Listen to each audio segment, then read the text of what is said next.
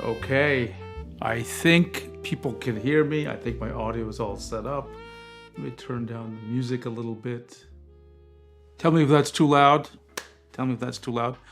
And let me just tell my Discord crew what is going on so they know that I'm online. Quiet evening today in the Seven Pens household.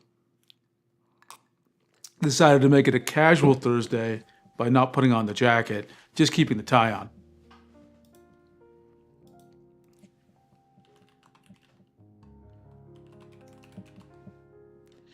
Let's see, and let's paste. Oops. I forgot to tag the correct channel.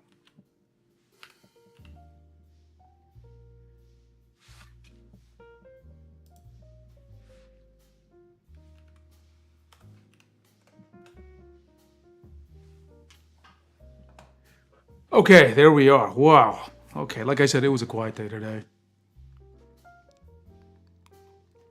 So I'm excited to get back to a stream. But I do have some things I wanted to share, some little bit of news. The one thing I need your help with is I have made a change to my setup, and I'm not sure if people will notice. So here's what I want you to... Oh, Hera, she can't join us. Making me sad.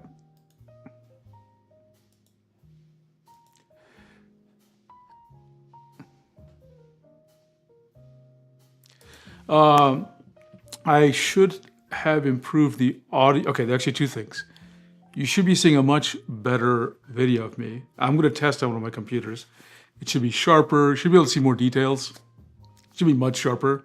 The color should work much better. There should be less banding. And let's see, Rain. Rain has a question. Give me a second, Rain. By the way, random question. I have wondered, have you tested any of the other EMR compatible pens other than the S Pen on the S tabs? Yeah, I have tried, well, there's lots of UD EMR pens that would work on the Samsung S Tab S devices. I've tested the Wacom CP913 and the Wacom CP923. I haven't actually tested like the Lamy or the Stettler Norris, those kind of pens. I just don't have them. That's why I haven't tested it. Hey, Charlie Martian, good to see you. Good to see you. Let me see. Oh yeah, so sorry, back to what I was saying. It should look much better for you. And the reason for that is I am streaming the video as a 1440p video. And that has the effect on YouTube of increasing the quality that you're going to see even if you're looking at 1080p. So let me know if it's looking good for you. The second thing is I have switched microphones. And just the basic effect of that is it should be registering me as more loud for you. And I turn on some voice or audio isolation. So even though, you can, the air conditioner is buzzing in this house, it should seem very quiet. So if you notice anything where the audio sounds weird, or maybe you're hearing artifacts or anything odd, let me know. If you're noticing noise, let me know. Right? Voidat, it sounds crisper. That's good to hear. That's good to hear. I'm using a very different kind of microphone. It's actually a small one. I forgot what it's called exactly, but it's meant to be. I think it's called a shotgun mic. It looks like a cigar. It's not very big, but it's right above my head and it's close to me. It picks up more noise, I think, than the previous SM7B I was using, but it seems to do a good job, especially with the noise isolation that I have turned on. Okay, let me take a drink of water. Charlie Martian, thank you so much. What about the video quality? I think Voidat said it's much crisper. Are you noticing the same thing? You should really notice it here a lot on this scraggly little beard I've got, because it should seem much sharper to you. Let's see. Okay, let me just do a few things. I'm gonna switch my mouse to my other computer. I'm trying out a USB switcher too to minimize the number of keyboards. It's a little confusing still to switch, but I think I'm doing okay.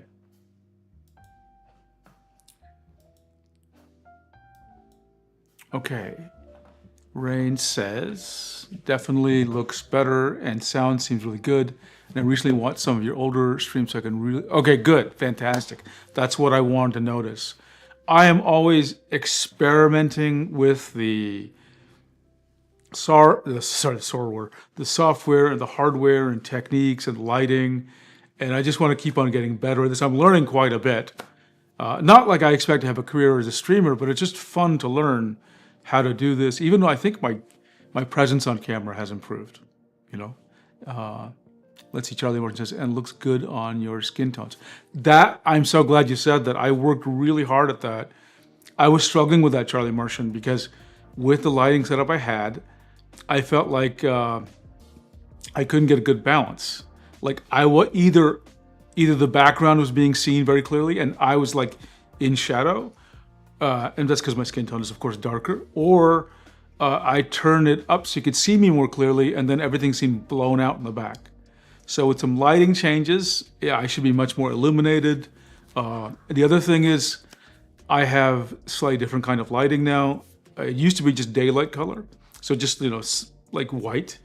And now I've warmed up a little bit and it shows up better against my skin, which otherwise would look kind of,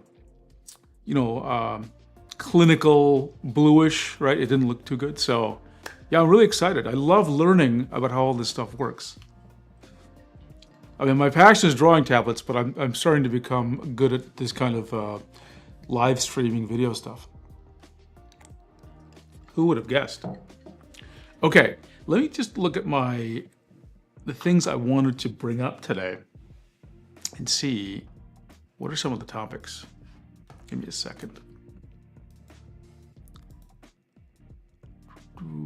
There's a few topics. There's a couple of a spontaneous one. I'll go over it in a second. Let me sign in. I'm doing my notes on Microsoft Loop, if you can believe that, for my show notes.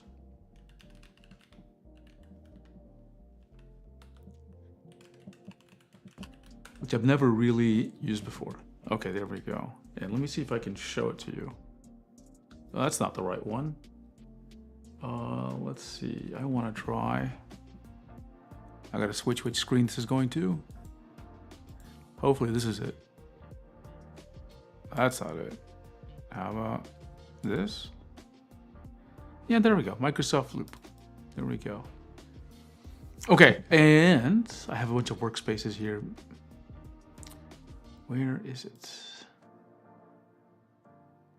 Maybe it's under content. I got so much content I'm late on creating, I have to tell you, I'm very embarrassed by it. Oh, wait a second, where is it? I can't even see all my workspaces. Oh, so confusing sometimes. Browse all workspaces, there we go. Maybe it's under blogs? Nope, sorry. I know it's getting confusing when I do this. There. Is it under my to-do? Is it under my to-do later? No. I'm just so lost with all my... Here. So you won't look at me just browsing randomly. Da, da, da.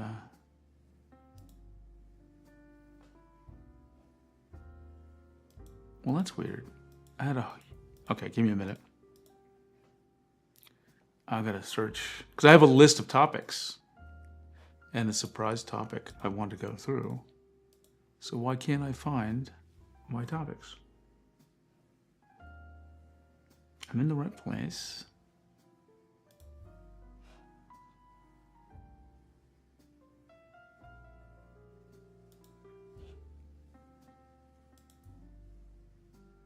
It's the internet. It's just the internet. Sometimes you prepare for things, and next thing you know, things are not working the way you expect.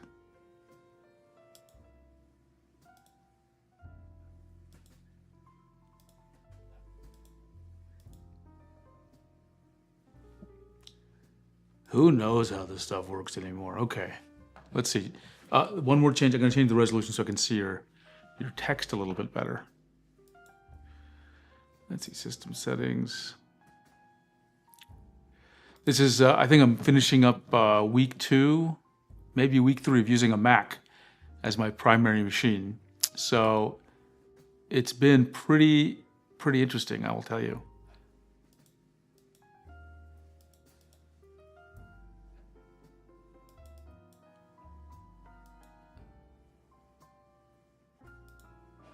Okay, let's see. Charlie says, I'd like to share a huge win and give some props to you for your help. Based on suggestion, I purchased the PW550 for my Huion tablet. It's night and day difference compared to the PW517 pen. That is awesome to hear, Charlie. That is really honestly awesome to hear. You know, I did my studies, and according to my numbers, the PW550 has just a higher probability of having a larger maximum pressure. It's not a guarantee, obviously, but I think it's a good bet for people just to get it. It'll be no worse, really, than the average PW517 pen, so this is good. And everyone who's tried it has had a great experience, so I'm really happy to hear that.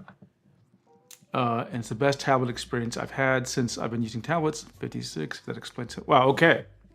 So if after all this time, and you've used tablets for quite a while, that you're having a good experience, that is wonderful to hear. That is actually super wonderful to hear. Okay, let's see.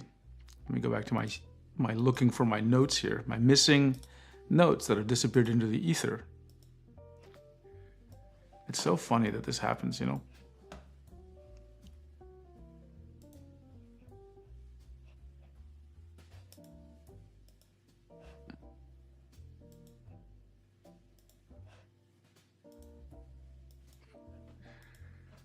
Microsoft Loop.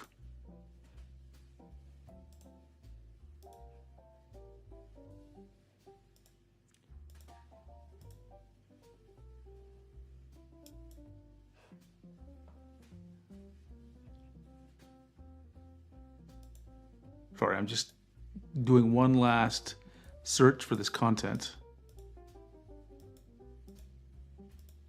And I can remember what it is, but it's helpful to show you visual notes. And that's what I like doing. But like I said, I can just create the notes as we go, right? It's not really that big a deal. Okay, so let me do that, and I'll talk about the topics for today. Arifdale, are you using the Magic Trackpad with your Mac? Arifdale, I do have a Magic Trackpad, but I'm not actually literally using one right now. And I haven't really tested it out. It's somewhere in my office over in this direction. And I've tried it. I just, right now, I'm sort of just really used to how a mouse works. So I haven't really fully explored going the trackpad route. It's something I do want to try, and if not test, really try to adopt, because with the desk I'm on that I'm streaming with, sitting at this desk, it might help solve some of my problems with having so many cables and just space I need. I just need less things that occupy less space. Okay. And I hope that answered your question, Aftel. So the big topic, one of the big topics I want to talk about today was Android tablets. And I've had now, what, 2 weeks, maybe 3 weeks with the Wacom MoveInk Pad 11. Had a chance to use it more, and I should go get it actually.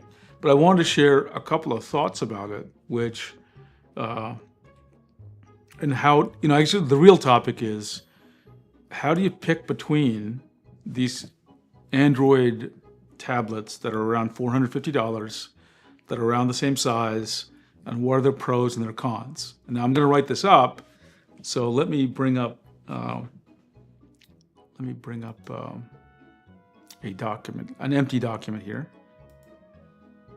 and I'll project this for you. Let's see, is this it? Yeah, okay, here we go.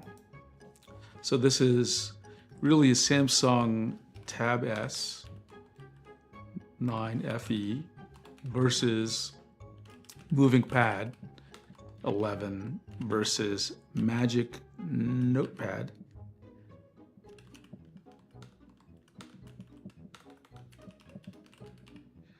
And Tio told me it's actually called the 2025 version, not the Gen 2 version, right? And just because people are going to be looking at this, let me make sure I get the actual version number, okay? I try to be really specific about this because I never want someone to buy the wrong device. So here's the note. Here's the. Is that it? Okay, copy.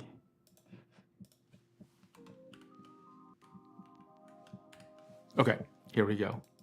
And let me just check my Discord to make sure anyone's. Okay, no one's had any questions. Okay, so let's just get to the heart of the matter. Actually, so the first point I want to say is I'm not going to talk about in this conversation.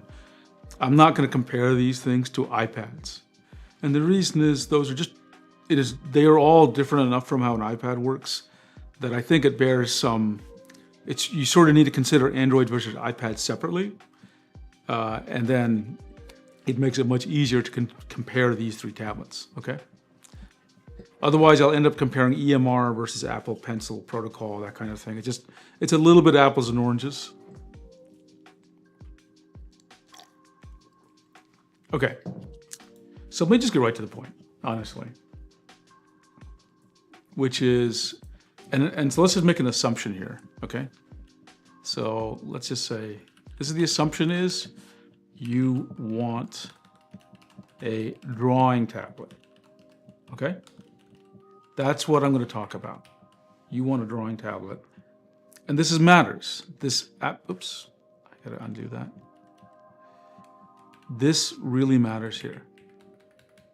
Because if you don't want a drawing tablet, then I think the choices are more interesting. And we can talk about that, okay? But right now I'm going to talk about, you want a drawing tablet. You're not really thinking about note-taking, okay? You're not really thinking about whiteboarding. You want to draw in a slightly artistic or creative sense, right?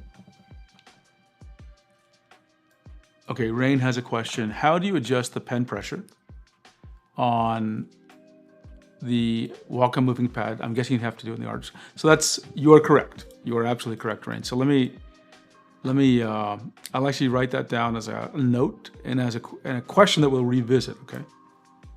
So we'll just talk about pressure curves. Right, and the summary is you have to use pressure curves in applications, right? In creative applications.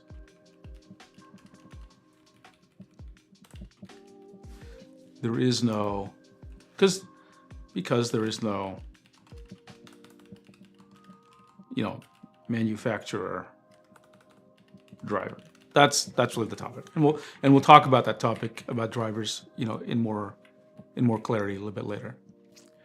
So what's the top line? What is the TLDR of this entire discussion? Honestly, and I just want to repeat, I have if you want a drawing tablet, I think the answer is it's clear. Okay? And I think of these three, the winner, right? For for a drawing tablet. I don't think anyone's gonna be surprised. It's the Wacom Move Ink Pad 11. Okay? But I want to put a star by this. Okay? It's not a good star or a bad star. I want you to have your expectations set right? And I would say that this is meant for quick sketching, right? But you can do more, okay? But you can do more. That's true for all of them, actually, right? But it is, when I say meant, I would say it's optimized. We'll talk about what that optimization looks like.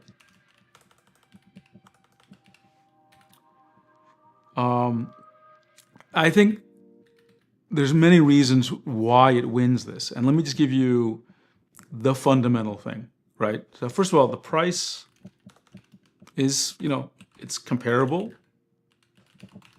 So it's not like it's the expensive choice, which helps, right? The drawing experience, when I talk about this, I'll name exactly what I'm talking about. I'm talking about pressure, right? Like, so low IAF, high maximum pressure, which are really facets of the pen, by the way. Good tilt, all that stuff, right? It's excellent. It's got an excellent drawing experience. Okay? That's another reason why it wins, right?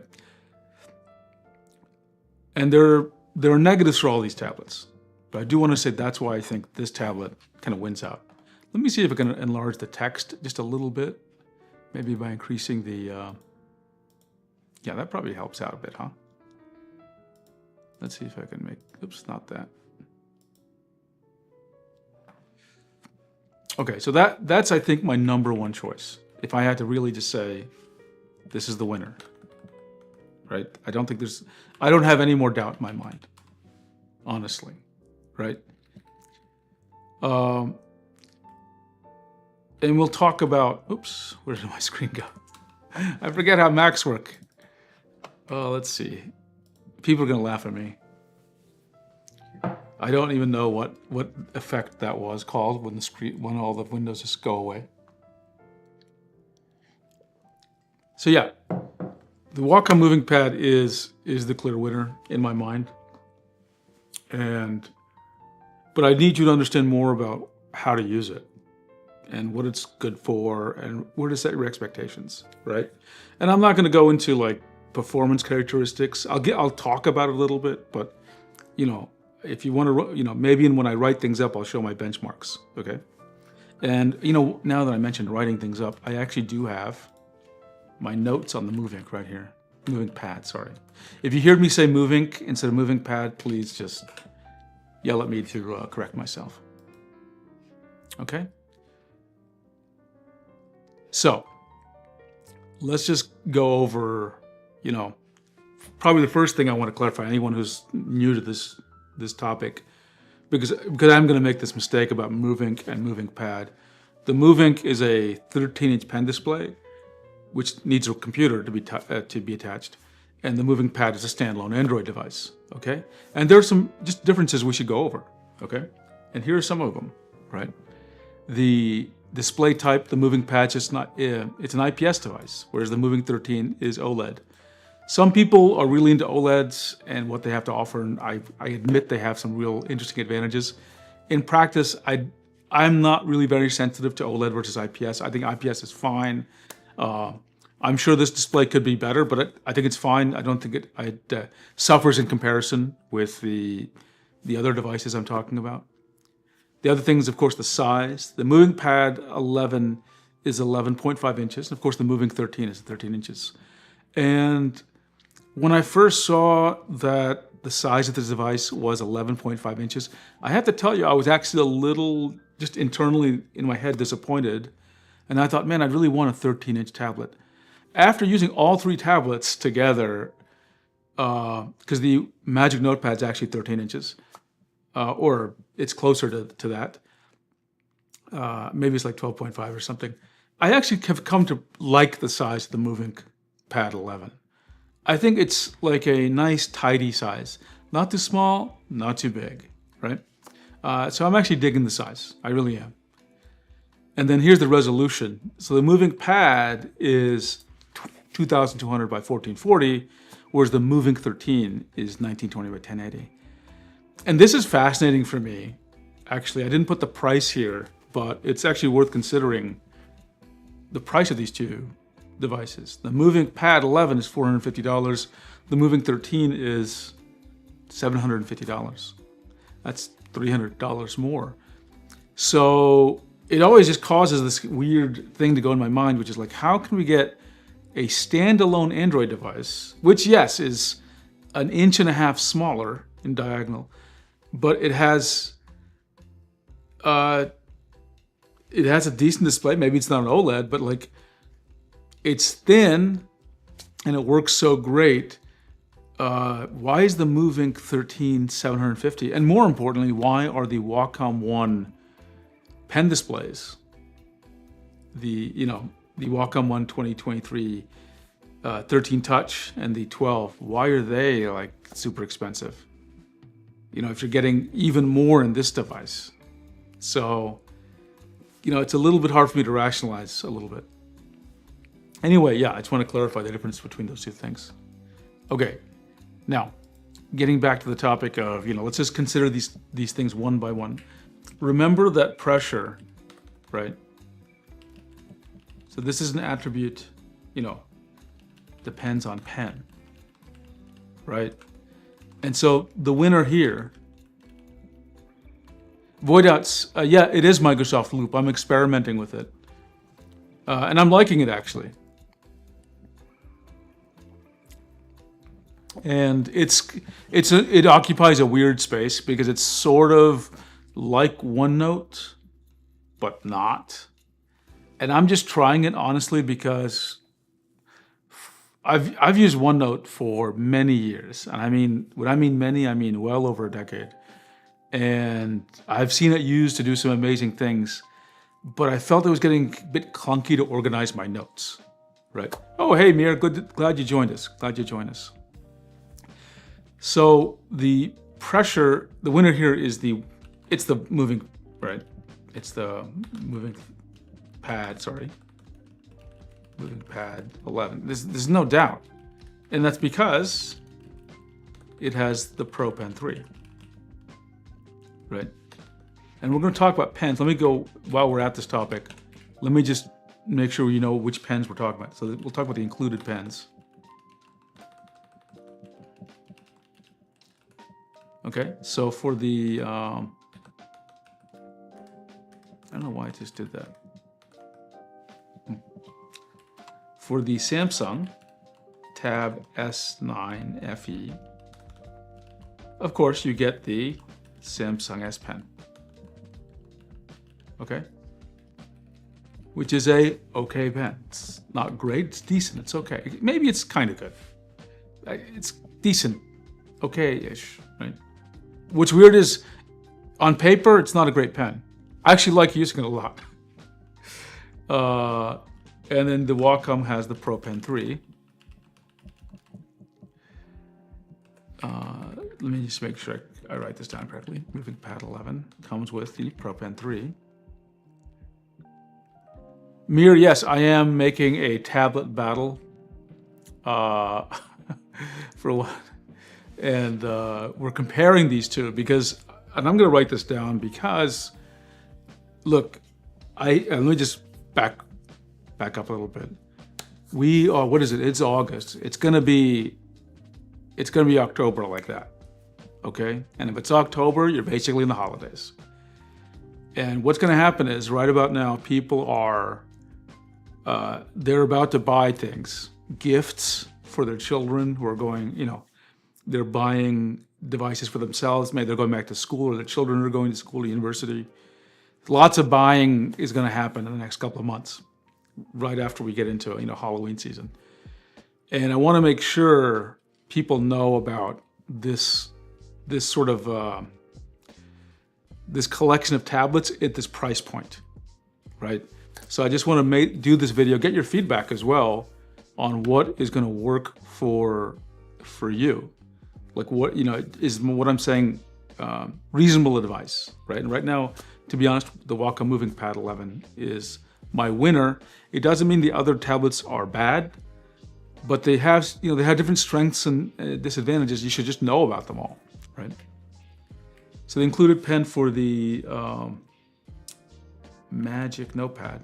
I'm just gonna put MDP because I can't type in the MDP 2025. It has the The X3 Pro Pen Slim. Okay. So of the three, the Pro Pen 3 is the best pen.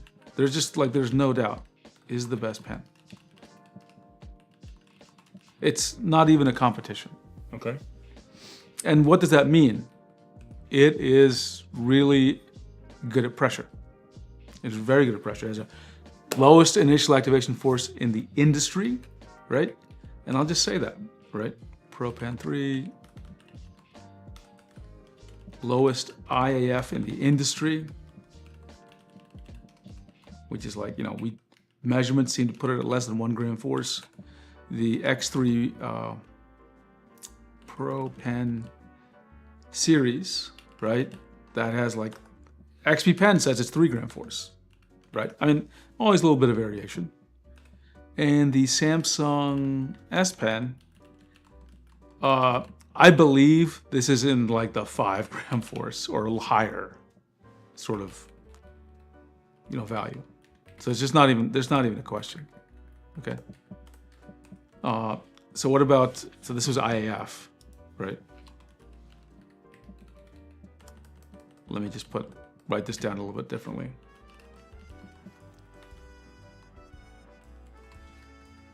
And what about max pressure? Because you want a good high maximum pressure. Doesn't need to be too high, but you don't want it to be too small, otherwise it gets hard to control pressure. So Pro Pen 3 is 700 gram force, thereabouts. X3 Pro, it varies. It can be good to great. It can really vary. Mir, the Pro Pen 3, I would say, is the best pen overall. And I'm going to talk about in the stream. I used to not use it. I used to use the Pro Pen 2. I've actually warmed up to the Pro Pen 3. It is now my primary pen. And I want to talk about why that is, okay? So I would put it as the best pen. And there's some interesting reasons why I think it is. At least for me, it's become my best pen. Even more than the Pro Pen 2, weirdly enough. Samsung S Pen, its pressure has just been okay-ish, right? It's not very high. Jafo says, I love the Pro Pen 3, but I'm going to wait to see if we get the new iPad Pro with an M5 with my busy schedule. It's hard to beat the portability and power that comes in those. It absolutely is. Lots of people come and ask me for a drawing tablet recommendation, and they have an iPad. And my feeling is, maybe you already have the best drawing tablet that fits your needs, which is the iPad, right? Because it's got a good app ecosystem. The pen is good. Look, it does work and feel a little bit different than a normal EMR pen, but I'm not gonna lie, it's a good pen, right? Probably the only criticism I really have about an iPad, which is now addressed, is they had really slippery screens, but now you can get them with nano texture if you pay a little bit more, and that seems to solve that problem, right? Apple Pencil is good, Mir. It is a good pen. It is good. It's just different from how EMR feels. Now, I am one of those people who like both. I can draw with both. I kind of prefer the way the EMR feels. And there's some other reasons I prefer EMR, which I'll get into in a second. But some people are very polarized with the Apple Pencil. Some people really honestly hate the Apple Pencil. They hate it. and they only like EMR pens. I've never met anyone who hates EMR pens but loves the Apple Pencil. I'm sure they exist, but most people just either they really like the Apple Pencil or they're okay with it or they hate it. But I think it's fine. I think it's fine. The biggest problem again is the slippery glass of iPads, which with nano texture you can solve, or with buying, paper-like screen protectors, that kind of thing.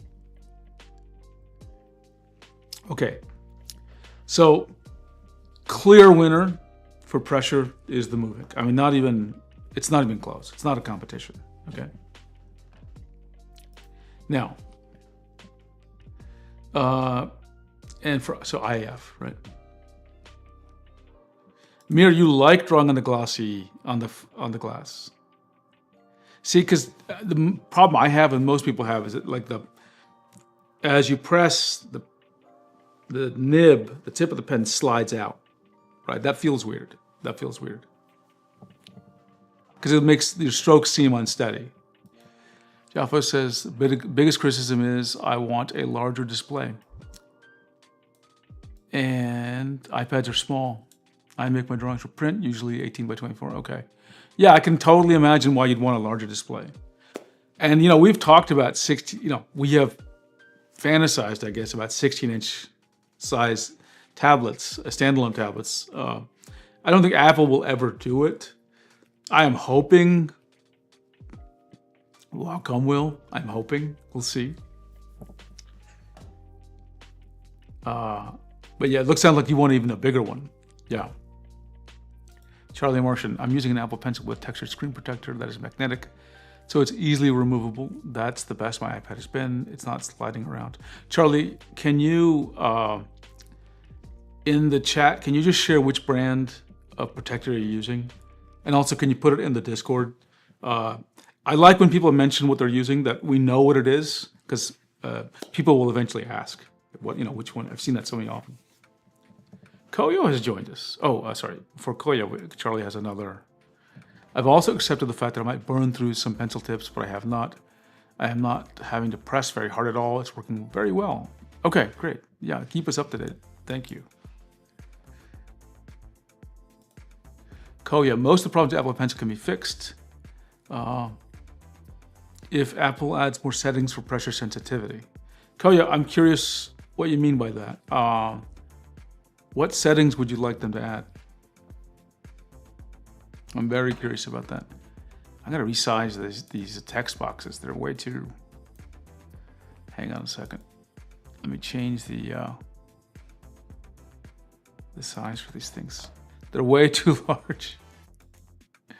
Let's see, edit text. Let me make this a little smaller.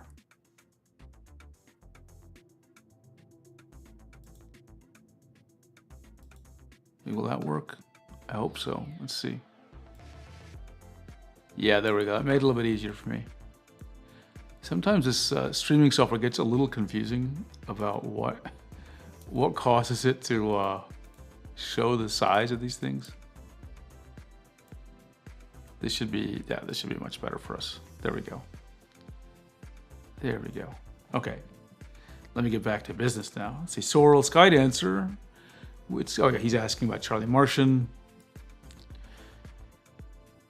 If Wacom does a 16 Moovink pad, that will be a serious consideration for me. Yeah, there was a quote someone put in the Discord or in chat. There was some Wacom VP that actually talked about this. Moovink Pad 11 is the first in a series of drawing tablets, standalone Android drawing tablets, I suppose. So I'm really curious about it.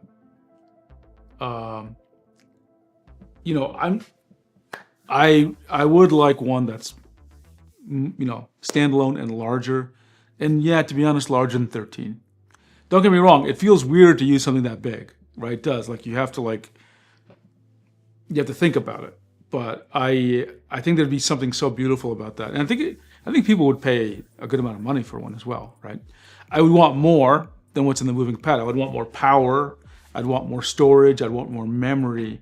I'd want it to be, well, frankly, much more of a powerful beast than what we have in the Moovink Pad, which is just a mid-level processor that's not super powerful. It's okay. It's certainly fine for sketching. It's fine for a lot of things, but I would want more. I'd want more, especially for a 16-inch. Let's see. RFDL, waiting for someone to test Apple Pencil. The initial activation for a bunch of pencils. I wonder if the negative IF is just standard technology. Okay, a couple of things, RFDL. I'm really curious about this comment. You're looking for someone to test initial activation for us. Yeah, I think I saw someone comment on it in r/stylus, and they suspected it was, very low, but I'm not sure anyone's actually measured it. And Apple certainly doesn't publish any information about it. I've tried, but it's actually difficult to measure, partly because of my own skill level, also because, so maybe a little too much detail, with the digital pen stack on an Apple, on an iPad, if you hold the pen still and you increase, like it's totally perfectly still, and you increase and decrease the pressure, you don't get any data. You only get that pressure data as you're moving the pen. And if you're moving the pen, you're changing the pressure, but at least as far as I've been able to triangulate it, it is pretty low. It is pretty low. And they also have some tricks to make it seem lower. Like, for example, I've seen a video that shows, at least 2 of them that show, actually, at least on Procreate, I can't speak for every other app, that as you literally get, if you watch a slow-mo video of it, as the Apple Pencil hits, just before it actually hits the glass, the iPad predicts it's going to hit the glass and starts drawing before you actually hit.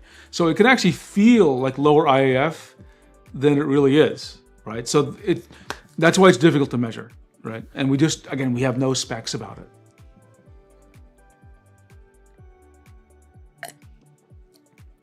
Let's see, Koyo says, settings for pressure curve, like increase the IF. I see. Yeah. It is, I can kind of understand the perspective, Koyo, that they don't want to have to think about those things. But yeah, we're just so used to them. I can totally understand I can sympathize that you want that. Let's see. Okay, this is ESR paper feel magnetic screen protector. Thank you, Charlie. Thank you for sharing that. $15, that's a good price. That's a good price. And it's magnetically attached, right? I was just thinking, I wanted to do a stream where we brainstorm, the ideal tablet. And I was thinking I actually want something like that for even a pen tablet, so that people don't, if they scratch it up, they can just easily replace it, and they don't have to align it carefully with glue, with adhesive, right? Rain, I've come to enjoy like the feeling of a glass screen as well. There's actually something nice about the pen being smooth. Okay, so it sounds like you've gotten better at controlling over it, because I still am not good at controlling it, right? When I draw with an iPad, I draw really kind of quick strokes, because that helps stabilize the pen. But slow strokes, which is how I normally draw, it's just hard for me to deal with it.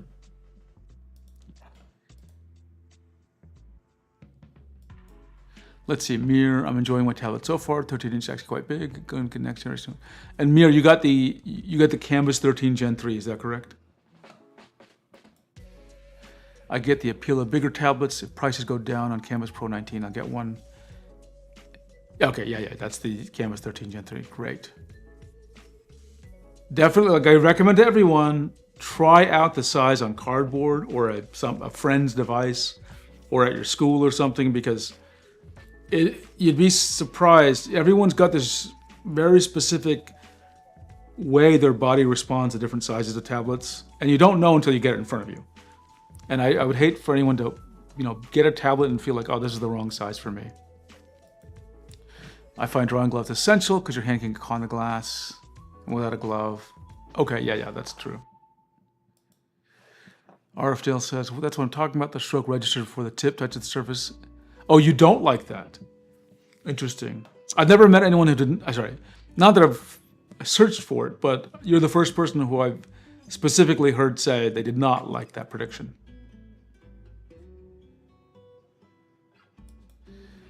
Mir says, have you noticed that the app concept seems to power the pen lag? Are you saying lower the pen lag?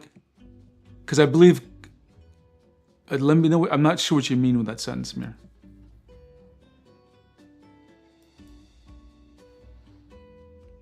Charlie says that protector just snaps right into place. See, that's what I want for pen tablets. Oh, Rain, it would be interesting if you test how screen protectors affect the line wobble. And sometimes tests seem to indicate they add differing degrees of wobble. Yeah, it's a good idea. It's a good idea, Rain. I have seen some people say that line wobble is increased on iPads. I haven't actually noticed that with pen displays that do have protectors on them. And this could be lots of reasons. It could be something unique to the Apple Pencil and the iPad and how they detect the pen, because they don't use EMR. We're not sure. But that's a fantastic idea. I will note that down. Actually, let me just note it down here. Since I'm brain suggestion. It's like test how screen protectors affect line wobble. That's a fantastic idea.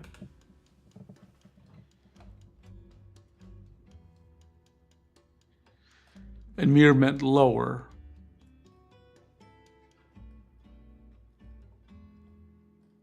So let me go back to his original comments. Charlie's there. And where's Mir's comment? Okay.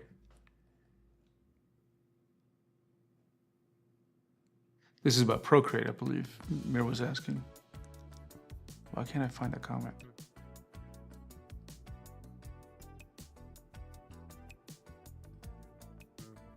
Concepts app seems to lower the pen lag. Okay, yeah. Mir, you were right. You were right. In my informal testing, I haven't recorded myself. Here's what I think. Actually, I can ask everyone to do a test if you have an iPad, okay? If you have Procreate and an iPad, just turn off any smoothing in Procreate with a brush and draw around and just feel how fast it feels. And then do the same thing at this website, which I built. My tablet tester, everyone knows about my tablet tester, right? Do it here.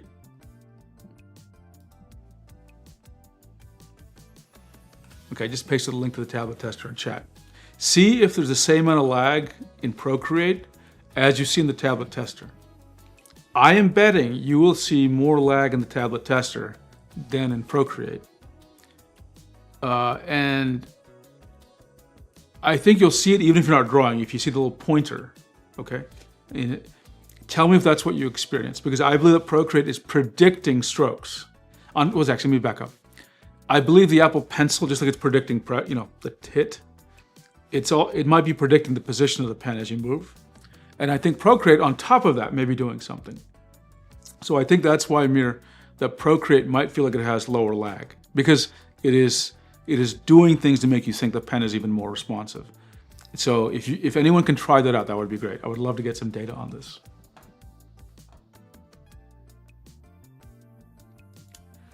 Oh, what a fascinating question.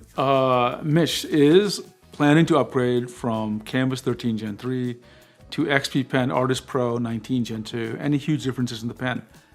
Yes. Or at least not. I want you to be aware of the difference, okay? And I'm glad you asked. This is why we're doing these streams. So we'll get back to the moving pad, but let me elaborate. Give me a second. I'm gonna have to, let me find the thing first, then I'll show you what I'm finding. How's that? Where is my files? Oh, sorry, Mir. Yeah, I'm sorry. I had Procreate on the brain, but yeah, check with Concepts as well. I believe they do that. I believe they do that because they are super responsive. They're super responsive. Okay, let's find this. So the question from Mish is about the PW600 pens and the PX3 Pro pens. Okay, so the good news is I do measurements. Okay, I do measurements of things, and I have data for you. I have data to talk about. So let's find my slide library. And yeah, I'm almost there. And let me reduce the size of this window here so I can scroll correctly. Okay, let's go to Mish, this is for you. So one of these pens is from the Huion Canvas 13 Gen 3 I have. And I have 6 of these kind of pens. They're the PW600 series. Now ignore the IAF, which is down here, okay? So ignore this, they're all very low. It's about 2 gram force, Huion says, I believe them. You wanna focus up here. This is where the maximum pressure ends up. So notice, by the way, all the pens are very consistent. They're all arcing in the same way, the same angle, very consistent. And they spread at the maximum pressure between 450 gram force, which is good, up to 550 gram force, which is excellent. And the spread could be the actual physical differences in the pen, could be the way I measured it. But I think it is actually telling you this is not a wide spread, which tells you that I didn't mess it up, or at least not too much. And it tells you the pen is probably very closely, very consistent in the maximum pressure. If you get 10 PW600 pens, you would expect them to match this curve, right? At least on the 6 pens I've measured. I can only talk about the data I have. I've measured 6 pens. Okay, so I like this pen. Just in comparison, I want to show you. I'm going to show you a Wacom pen, just so you get a sense of. So here's Wacom's Pro Pen 3. This is a $130 pen. Again, ignore the initial activation force. Take a look at how everything matches. Now look at where all they end up for maximum pressure. Now they're all in the excellent range. Now we can debate whether you need such high maximum pressure, but I've talked to tablet enthusiasts and tablet experts, and we have come to a general consensus that this was qualified as excellent, right? Because the higher the maximum pressure up to a point makes it easier for you to control the pressure of your strokes. Okay, so where did PW600 end? It was in this zone, which is good. It's fantastic. The PW600 is the best non-Wacom pen ever released. The best non-Wacom pen ever released. It is right up there competing with the Pro Pen 3. Okay? Huion did a good job. Can't complain. And I have 6 of these Pro Pen 3s, so there's a lot of these. Okay, now let's take a look. So, okay, again, what does this chart show you? So let me show it one more time.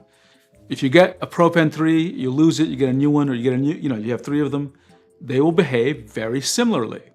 You'd be hard pressed to, unless the pen was defective in some weird way, you'd have a hard time being able to tell one pen from the other, which is true. Okay, now let's get to the X3. Now I like the pen. I want to make sure of this because whenever I tell this, I think people might think I'm just, oh, it's that Sense Labs. I need XP pen. I want to be clear. I actually like the pen. Oh, where is it? Huion Sense Labs. I hope I didn't actually delete it. That would drive me crazy. There we go. I found it. Okay. Now, I have lots of these pens. I have a ton of them. I just want you to take a look at the chart. You can see it immediately, Mish. Now, what do you notice? Now, again, it could be me. I just could be incompetent at doing this test. But you've seen evidence that I don't mess things up like that. Like, I didn't mess up the Pro Pen 3 measurements, and I didn't mess up the PW600 measurements. So this can't all be me. Some of it can be, right? You can see some of these things are a little bit bumpy, right? But in general, what I see is that the X3 Pro series of pens, the maximum pressure varies quite a bit unit to unit. Now, they're not bad. Some of the units are okay, and some are almost excellent. What the challenge is, when you get a X3 Pro pen, it's like, well, which one are you going to get? And by the way, please don't think that the ones that are lower here are the old ones, right? There's no predictable pattern I found. Some of the new pens I got, because I bought so many of these tablets, some of the new pens are down here. Some of the old pens are up here. It's a complete mixed up thing. Now, to be fair to XP Pen, because these measurements were collected over time, I'm going to redo them. Okay, I'm going to redo them, and I think some of these pens will actually improve. I do think that. In particular, the orange and pink ones here at the very end, I think they might actually improve, because when I make a mistake, it can push the pressure, make it hit the top earlier. Okay, but some of these I did a really good job on, like the one in blue and the one in it looks like gray here, right? So there could be some inaccuracy. It could get better, but you can still see, I think it tells you there's a bit of unpredictability. It just depends on the unit you get. So, do I recommend the X3 tablets, the XP Pen tablets that use it? Yeah, I do. I do like this pen. I use these pens with my Deco Pro Gen 2 all the time. But you should be aware of this, okay? I don't think you'll ever get a bad experience. I just think it's more variable. I think you'll get at least a decently good experience, maybe even an almost excellent experience, okay? So, the other thing about which one you were thinking about? The Artist Pro 19 Gen 2. Let's talk about that. Artist Pro 19 Gen 2. So these are my notes. Overall, first of all, it's a very good tablet. There's only one or two things I want. I think there's only one thing I want to notice, right? Which is, I found its pixels a little sharper than the Huion Canvas Pro 19, which is good. That's what people want to see, right? Number two, I like the design, right? The parallax was good. There was only one problem I found. Okay, and it could be just my device. And that is, take a look at the bottom. This is the tilt compensation of the Movink 13. Notice when I tilt the pen, what you want to do is take the middle one and see how far it drifts when I move. Movink 13 doesn't drift much. That's pretty typical of Wacom. They just don't drift because of tilt. Now, what happens here with the XP Pen Artist 19 Gen 2? When I tilted right, it didn't drift. When I tilted left, I saw a little bit of drift. Now, I draw right-handed, meaning my pen's always tilted this way, like you see on the right side. This wouldn't bother me because I'd never see that weird tilt on the left. However, if you're left-handed, you might see it. Now, I personally think XP Pen struggles a bit more with tilt compensation than Huion and certainly Wacom. So I just want to give you, this is the data point. Many people would not even notice this. You just have, if you're carefully looking at things, then you might notice it. Sorry, I know I went on quite a bit, but I just wanted you to know that's my feeling, right?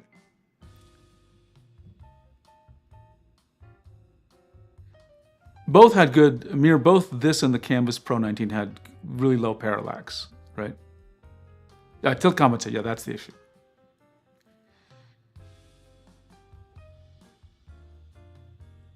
Let's see, by VP. By VP, did you measure them on the same surface? When you mean measure on the same surface, so make sure we're on the same page. Do you mean literally on the same desk? Let me know if that's what you meant. The answer to that question is yes. If that's what you meant. Let's see. Okay, Mitch, hey, thanks for the question. It was a good one. It was a good one. Zaira Lazanza being left-handed, I definitely noticed displacement. Yeah, I don't know why they suffer with it, because I feel like tilt displacement can be solved. Like, how can I express this? I feel like they should be able to add a setting in the driver that says, hey, we can, turn this knob and we can make the tilt work better when you're tilted to the left. And like, now maybe it's much more difficult than I'm imagining. I can totally see that it might be, but I think it'd be a nice one.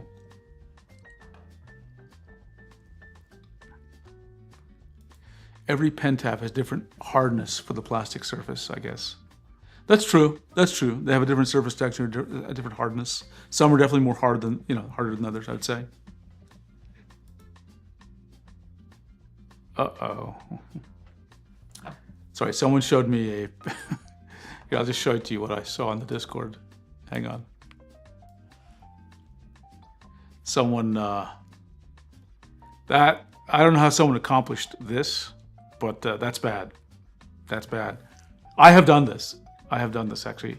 Not deliberately. I actually stepped on a Wacom Pro Pen 2 and this happened. Completely unrepairable. But yeah, that's bad. Okay, let's get back to where I was going with the Samsung. Okay. So, yeah, pressure, this thing wins. Okay, let's talk about tilt. Okay. So really, tilt is fine for these things. Where the problem is with the MDP 2025. It's awful. Tilt is awful, right? I've done demos of it. Now, so if your tilt is important for you, the Magic Drawing Pad 2025 is not the one to get, guaranteed. Same problem, by the way, as the MDP 2024 and the Magic Notepad. I have that one as well. It exhibits the same exact problem, okay? It's very blotchy, it's kind of noisy, it's not good. So if you get this tablet, it's not okay actually enough to say, well, don't worry about it. I don't use brush, I don't tilt that way. I would suggest, the tilt is bad enough, it can interfere with normal drawing. So I would suggest, if you're gonna get it, turn off tilt in the brushes, okay? Highly suggest that.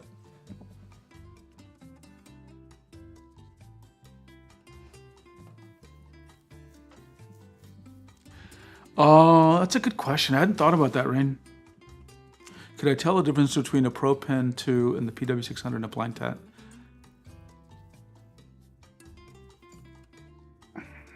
I'm not confident I could. I have tried a little bit when I first got the Huion Canvas Pro 19. I tried and like half of my brain says I was able to detect, and the other half says, well, I'm not sure, right? So I think, now to be fair, I'm not the best at this kind of fine motor skills thing. Tablet Expert Cube would probably be able to do it for sure, right? But yeah, I have a tough time telling the difference, honestly. I'll do another test, maybe now that I've had some time with it, I'll have another feeling about it. So yeah, tilt is it's not there's a winner, there's a loser. The Magic Drawing Pad has awful tilt. I'm gonna put a reminder. Let me just ask a reminder. Contact XP Pen and ask them about this. Right? Okay, next I would say size. So, going from largest to smallest.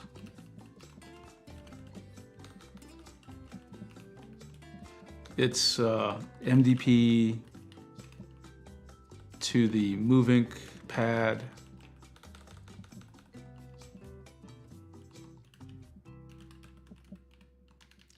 To the Samsung.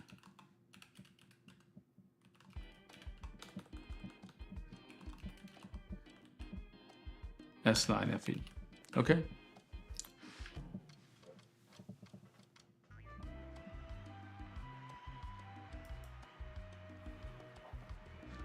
I think there's no way to blind taste test because the tablet serves pen MSQ. Yeah, that's a good point. I hadn't thought about that. Like, I don't think I'd be able to tell the pen from the feeling. Like, I don't even have a pen around me. If I held the pen, I don't think the shape of it in my hand would tell me, but yeah, like the Pro, like, Intuos Pro Surface is well known for being high friction, right? Uh,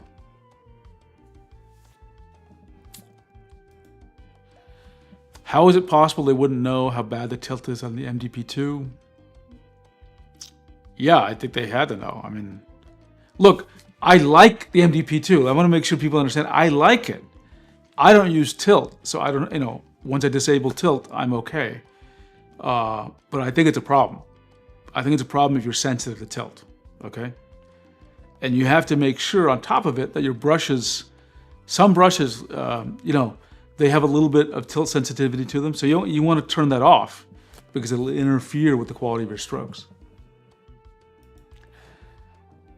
Hohammer, I think the problem with the XT Pro is that there's a variable resistor inside that's poorly calibrated. The regular XT pen has one. Interesting.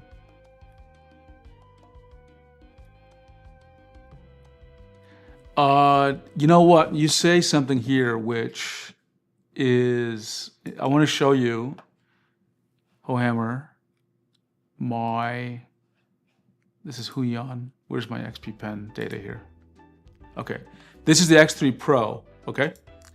Now, since you mentioned it, let's take a look at the X3 Elite.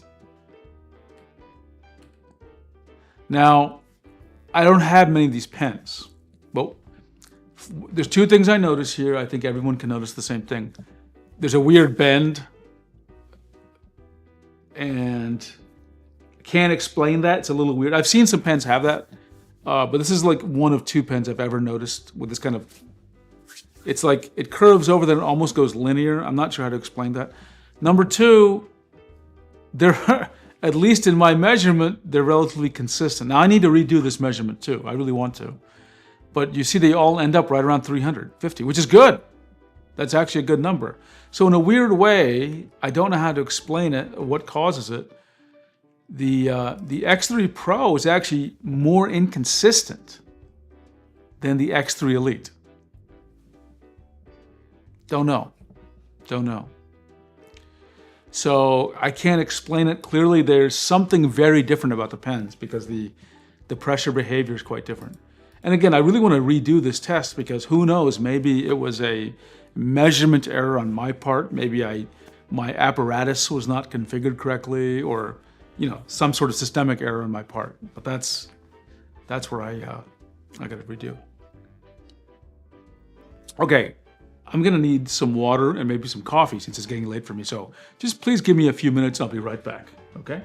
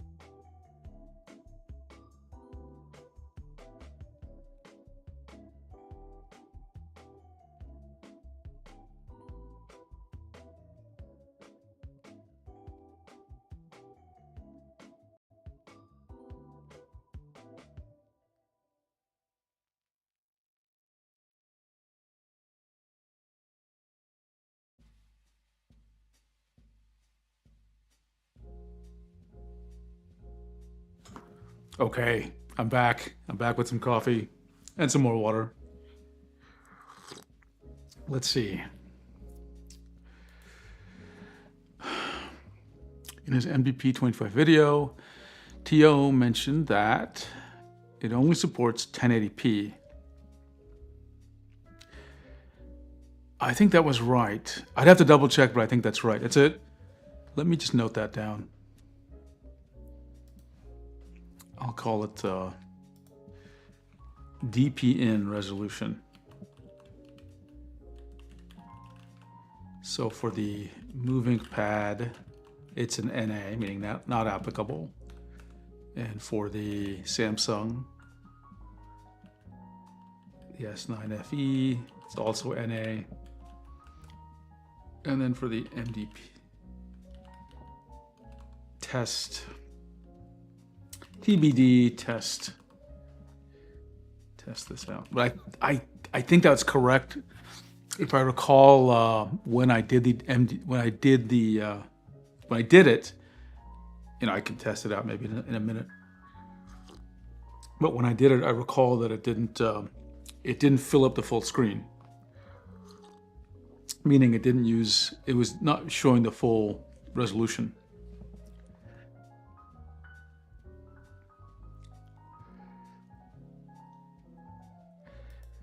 Hey Nim says, I wouldn't consider a deal breaker for a 12-inch display, but some people will have a problem with 1080p. Yeah, I don't think it's a deal breaker, but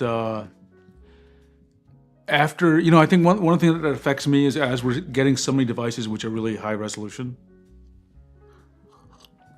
you really start to notice this thing. And that's one thing that, after I got the Movink Pad, I look at the Movink, I'm like, really? We couldn't have gotten a higher resolution screen here?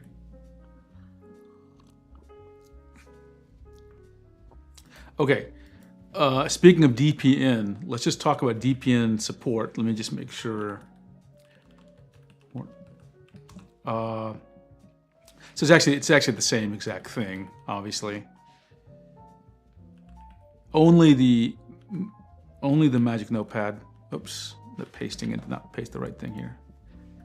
Only the Magic Notepad supports it.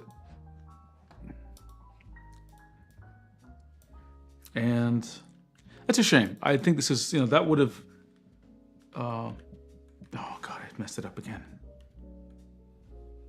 Let's try this one more time. I'm still not used to switching between the different shortcuts between Windows and Mac OS.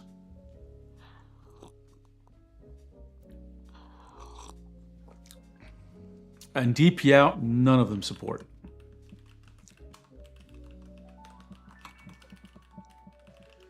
Okay, and let me, okay. And you know what? I can use my Movink notes to make this comparison a bit. Pad. So I do have my notes here. Included pen. Oh yeah, you gotta know this, right? If you're gonna lose the Pro Pen 3, it's $130. Don't lose the pen. But the Samsung S Pen is like $30, $40. I think the X3 Pro is like $50. So you gotta be real careful. You gotta be real careful with the Movink. That is a negative. Now with all these tablets, I felt like the accuracy of the pen was good. Tilt was, I didn't test tilt compensation, but accuracy was very good for the Wacom. Parallax looked great on all of them, honestly. Like, I don't think anyone would complain. iPad I still thought was better. Let me just write that up as well. Parallax.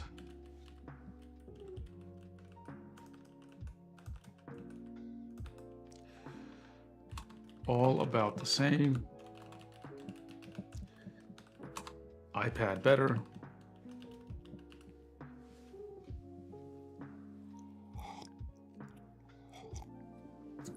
What about pointer lag? We talked briefly about this before. Again, all about the same. iPad better, at least in certain apps.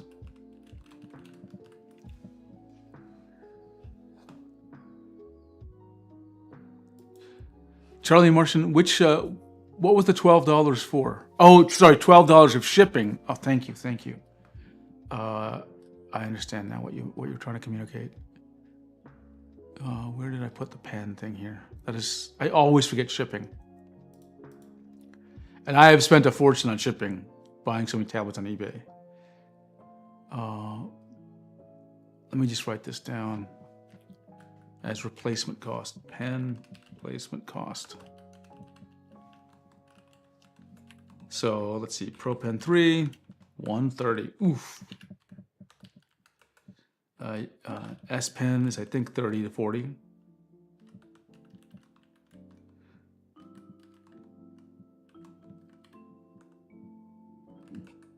And the X3 Pro pens is I believe $50, right? I always encourage this because people lose their pens. You know, that's really that's the purpose of a pen, is to be lost. I say that as someone who's lost a lot of pens.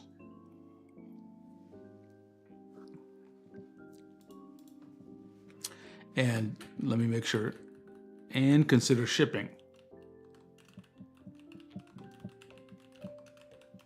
Okay.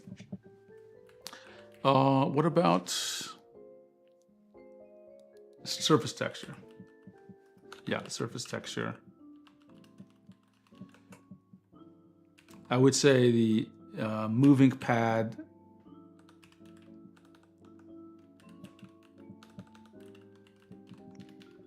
seemed good. Probably not quite as good as maybe a little less than a Cintiq. Cintiq Pro.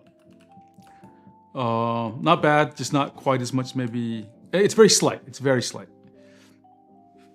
The Magic Notepad or Magic Drawing Pad 2025. I liked it too. I mean, it's hard to quantify these things, but it seemed good to me. The S9 FE. So it's smooth, but however, the S Pen has a rubber tip, which adds friction, right?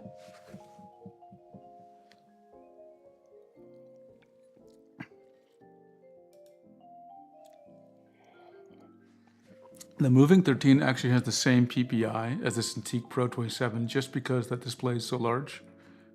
Is that real? Okay, we got to do this. We got to try this out. PPI calculator. Okay, let's just estimate, okay? 1920 by 1080. The diagonal of the 13 it's 13.3 if the moving. Okay, let's take a look. Oh, we can do compare two screens. There we go. It's even better. And then no, I don't want Chrome. Okay. What is 4K again? 3840. Oh, you guys can't see what I'm drawing. Darn it. What is it? 2180 is the resolution. And let's just say it's 27 inches straight up. Hey, wow, you are right. I don't know why this came as... I would not have guessed. I would not have guessed this at all. I don't know why. You know what? I just don't know why I think this way. Why this surprises me. But you're totally correct. You were totally correct, Rain. Had not occurred to me in the slightest. They're both about 165 pixels per inch. How come I don't notice it on the Cintiq Pro? Admittedly, it's been a while since I used it, but still, that's interesting. That's interesting. Mir has brewed a tea. Let's see, Mir says, I've seen someone on Reddit asking how to get used to pen tablet. People saying, just draw all, there's no other way. You know, if people are saying that, the number one recommendation I have, honestly, is I should do an article on it, is make sure, I'm gonna put the link in the chat in a second. Proportion. Just in case, because so many people do not know this, they should enable force proportions. Let me put it in the chat. Okay.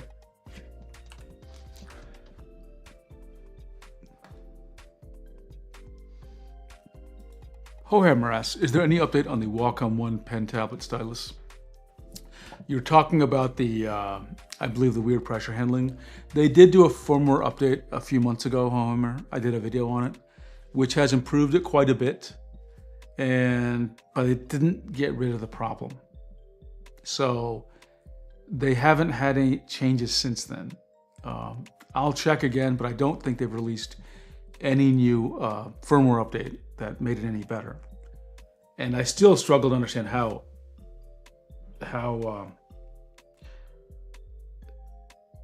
it came about. Honestly, it's very confusing to me, because it's something they introduced with that series, that problem with pressure. Yeah, definitely, Mir. If you can tell them, I think that'd be fantastic, because it is such a common problem. And I was that way. I used a Wacom tablet for over 20 years. It always felt weird. And then I discovered force proportions. I'm like, oh, I should have set this all the time. Many people tell me that.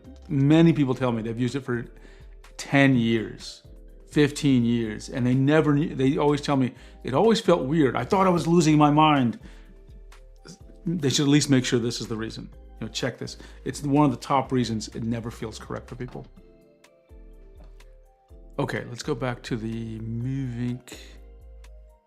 Where was I? AG Sparkle. Okay, AG Sparkle. Anti-glare sparkle. So my feeling at the time, which I'm gonna have to validate, is pretty simple.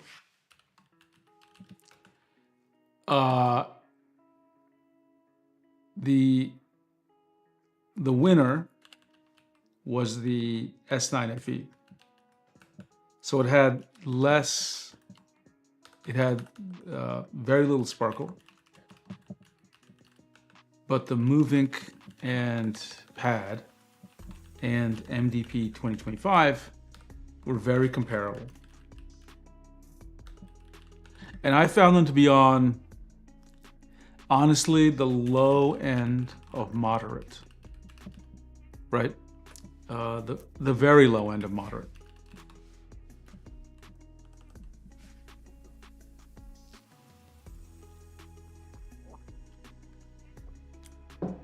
Now, what I will say is that I'll put a reminder to myself to compare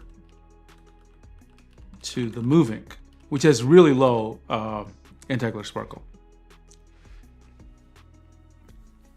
And the reason I want to do that is I don't want to always compare to iPad, because it's a very different class of device, right? Let's see. Pen compatibility, well, obviously they're compatible with different pens. The only weirdness with the Moovink is that it's not compatible with the Pro Pen 2, the Grip Pen, or the Art Pen. I hate this. I don't like that. I don't know why Wacom chose to do this. The most generous, I mean, hopefully this at least means they're going to introduce a new Art Pen that has barrel rotation. Connections and cabling, they all have just one USB port. I talked about DPN already. Okay, give me a second. I'm gonna get the Moovink, because this is very important, something I want to talk about. 1 second, I'll be right back.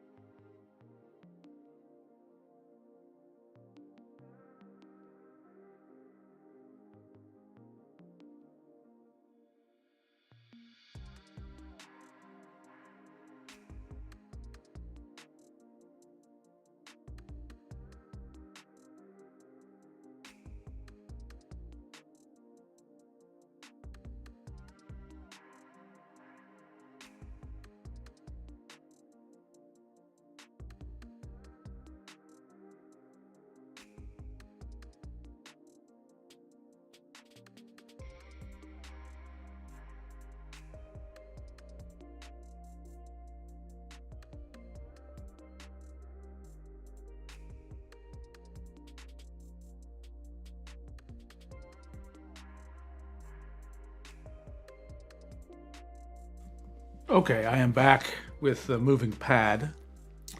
Let's see. Mir asks a good question. Do I think it's worth waiting for Huion to make the next generation Pentec or get Campus Pro 19? No, I don't think it's worth. I don't think there's a point waiting for Pentec, 5.0 or whatever. If you're talking about the Campus Pro 19, and the reason for that is it's pretty good now. And if someone asked me earlier in the stream, like, could I tell the difference between if I was, blindfolded, so to speak, or not blindfolded, but like I could somehow, you could mask which tablet I was using, and I had to pick between Pro Pen 3 and PW600. I'd have a real tough time doing it. Some I'm sure could, but I'm very sure most people could not. Okay, so I don't think there's a point. I want them to improve. Don't get me wrong. But the only area they need to improve really with that pen is a lower IAF. I don't think, and IAF is interesting because, we always do these measurements of IAF, and I just want to make sure everyone knows this. I'm going to bring up this iPad here. I'm going to pretend this is a tablet, okay? Your pens are more sensitive when they're completely vertical, okay? So if you want super low IAF, you have to hold the pen really lightly, vertically. Okay, if you're holding it at a normal angle, like 45 degrees, the IF is increased. Now, I haven't done exact measurements to figure out exactly what that is, and that's because it's very hard to measure low IF. For me, I think Cube could probably do it. But everyone I've talked to, at least who has tried or thinks about it, thinks, yeah, this, you have to press harder to get a line or it to register pressure when it's tilted, okay? And very few people draw like this. Now, the reason I bring this up, I think a lot of people, even though they're using the Pro Pen 2, they're not drawing like this. They're not trying to get super low IF, okay? They are drawing like this, and probably it's really beyond most people to even detect the difference between a Pro Pen 3 and a Pro Pen PW600. That's why I think there's no point waiting. That's why, okay? And the maximum pressure is high for both. So there's no difference there. And you mentioned, Mir, you're going to switch your tablet in 3 to 4 years. Yeah. Get as much lifetime as you can out of your tablets. There's no point upgrading fast. Okay. So what I want to talk about is, this is very important. This is a distinctive feature of the Wacom moving pad, okay? So let's just put this like Wacom. I would call this quick, I don't know what to call this, quick sketching optimizations. Optimizations and unique features. Now this is wild. Now, the first thing you have to realize is, you can't see what I'm typing. I have got the moving in front of me. Let me, it should be all charged up. Okay. Now, let me see if I can get the overhead view.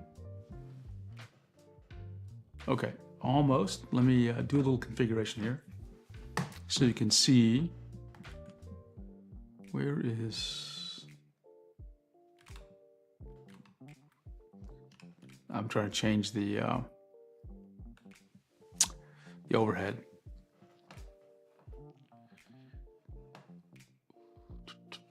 Let's see, I need to move it up a little bit. Okay, and I'm going to need to zoom it in a little bit.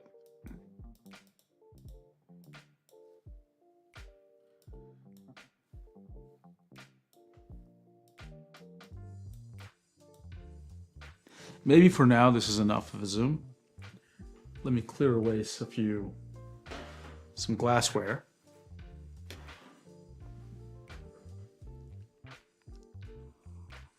Yeah, DS1, the Canvas 13 Gen 3 is very reliable. Some people do report that the Gen 3 tablets have, the dials are a bit unreliable. I have not experienced that problem myself, but some people report it. I'm not sure what the cause is. I need to contact Huion about that as well. Okay, so this is the moving pad, and I want to talk about let me unlock it real quick.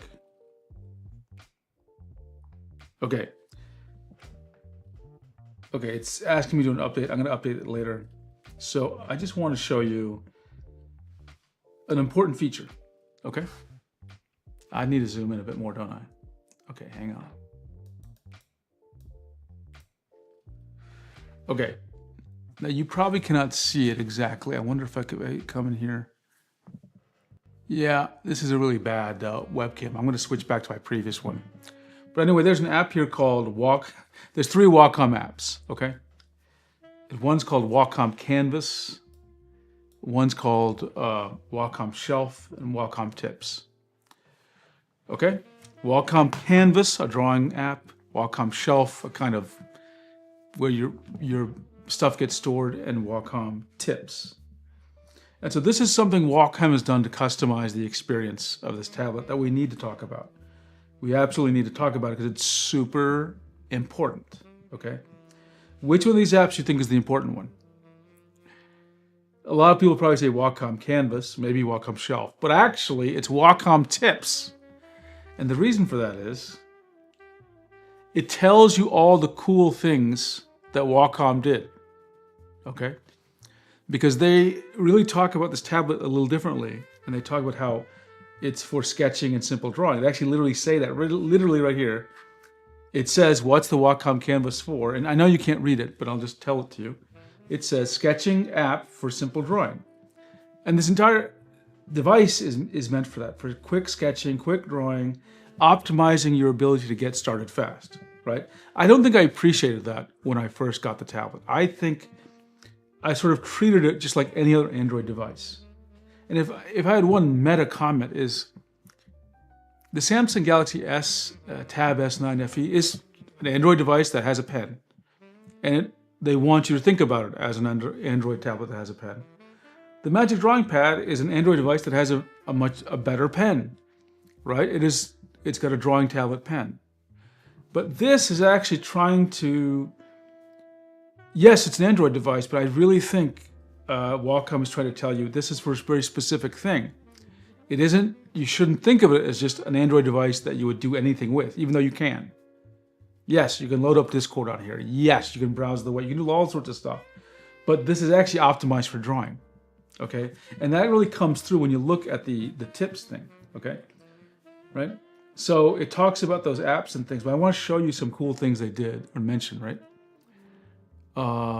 Well, Mir, you raise a great point. I will talk about that, which is, you know, you said Wacom should stick to making tablets, not painting apps. Well, I think we have to we need to examine this perspective that you're having and how to apply it to what they've actually delivered with this tablet.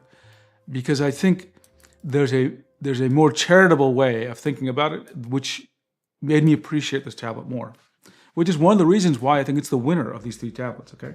So let's start with the first thing. It comes with some software. This is Clip Studio Paint, okay? Now, Clip Studio Paint here is this special version called Clip Studio Debut, and you have to go into this Wacom site and get this activation code and go into Clip Studio and create an account if you don't have one, and then enter it, and then you can activate it for 2 years. And it's, I think it has a slightly fewer features than normal Clip Studio Paint, which is something maybe I can try to show you. But it's nice. They actually installed something so people can get sketching quickly, right? Number 2, they have this Wacom Shelf app, which I'll talk about in a second.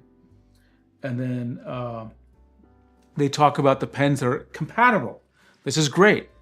They actually tell you which one's compatible, right?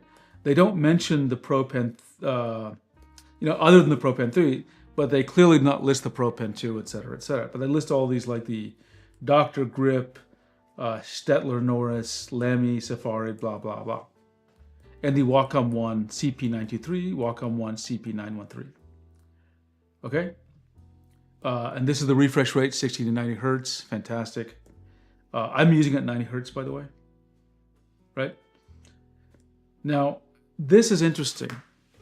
Let me just go ahead. I think I've turned this on. So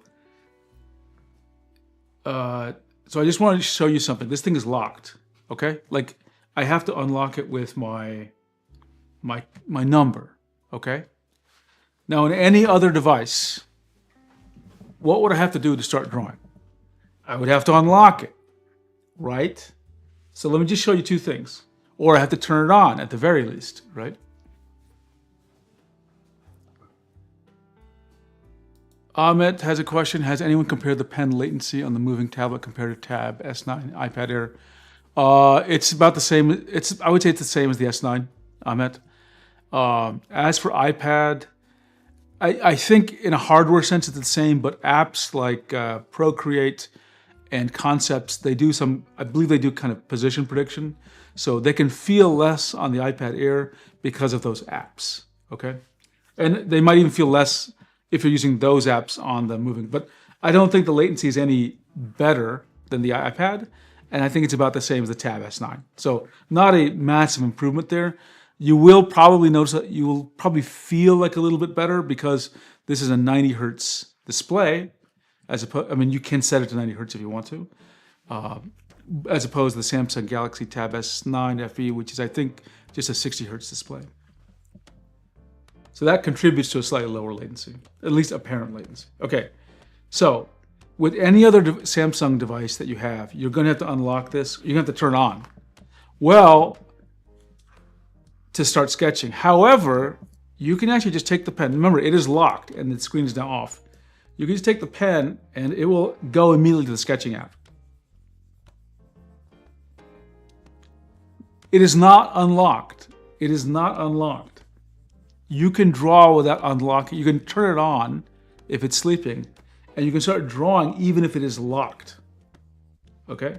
Let me show to you, let me prove to you it's locked. See? I see the lock screen. That's a really convenient feature. That's a super convenient feature, right? Let me just prove that again. Now it's not only is it locked, I've turned off the screen, and then what happens? If I put the pen here, it'll turn back on. There you go. That's really convenient, and I think we should give Wacom a lot of credit for this because this feature makes it much more possible for you to just like pick this up and start sketching. Okay? Now, admittedly, it will not open up any app. It will open up this app, the Wacom Sketch, what do they call it? Wacom Canvas, and you can't make it open another app. Okay, so I think it's a really nice feature. I'd have to double check if the XP Pen has something like this. The Samsung does not, as far as I know. Nothing that I can think of, so that's nice, okay? The second thing is, and I think I've enabled it in the settings, so I'm gonna turn it off again. Okay, now, remember, the screen is off, it is locked. Actually, let me double check it's locked. Yeah, it's locked, okay. Screen is off, it's locked, and I wanna just turn it on. Meaning, okay, normally I'd press the button to activate the screen. You saw me do the pen, but also, you can just pick it up and tilt it, and it'll turn on. That's nice. Now, it won't unlock it, but it will turn it on, right? Hi, Beer Mix. Thanks for the nice words. I do appreciate it. I'm doing it casual today, so just the tie, no suit. But I may put on the jacket actually, because it's a little cold in here. So that's nice. That's actually kind of nice, right? You can, by default, that's turned off. And let me just do it again so everyone can see it, okay? Let's see, overhead, yeah. So it's locked, I think it's locked, let me double check. Yeah, it's locked and it's off. And you just pick it up and you just tilt it and it'll turn on. I like that. Now you may not like it, it is off by default, but that's a very convenient, nice feature, okay? Now, so let me unlock it for a second without showing you how I'm doing it. Okay, so that was one of the Wacom tips. So let me just write that down. Those are like really nice, convenient features, which are like, can start sketching even when screen is off and locked. That's really nice. And you can turn on by tilting. So that's, you need to enable it. Need to enable it, right? Okay. So that's a really cool feature, right? Uh, I will probably put in the 90, can enable 90 hertz refresh rate. That's nice, right? Okay. And let's see what else you can do here that's kind of interesting. Okay, let's talk about this app. Okay, this special app, this Wacom Canvas app. Now, when I first got this app, I was like, I did not like this app, okay? Because it's super limited, right? Like, you can't even pick colors, right? You can pick black. Oh, you can't see. Hang on. Oops. Here's the app. You can barely see it. You can pick a pencil or something, which is black. You can pick a pencil, which is blue, kind of like a medium or dark blue. You can pick this kind of brush, which is thicker and kind of like whatever. You can pick an eraser.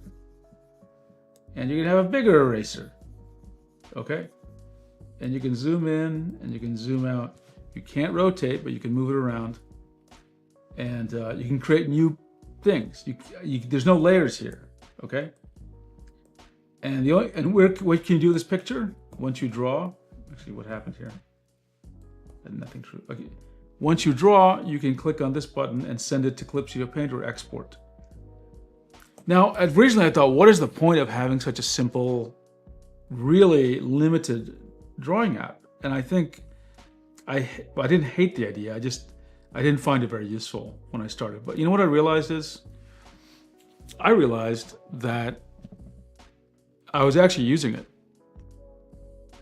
When I want to quickly sketch something, I actually pick this up now because it turns on without me really doing anything. So I try drawing, it turns on.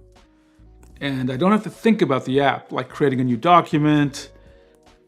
And so, you know what? I think this was a really brave choice by Wacom. This was surprising and interesting.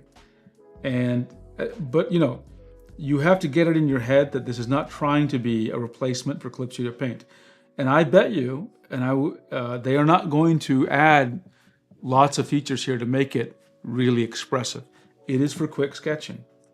It's for you to get your thoughts out of your head onto this screen, right? And then if you really want to work on it, open it up in Clip Studio Paint. I think this deserves some recognition, honestly. This is the closest I've had a device come to just, an electronic sketchpad. iPad's great, but you have to unlock it. And the fact that you can just pick this up and start drawing, and it's not gonna compromise the security of the device, because anyone could pick it up, right? I like it. I think it's really really, how can I say this in words? Really nails is not a great word, that quick sketching scenario.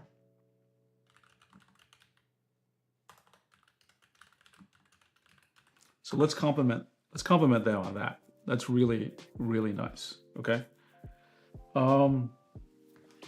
Let's see, anything else I want to talk about the Movink? Oh, yeah, just for everyone's clear on this, let's talk about drivers for a second. So none of them have drivers. None of them have.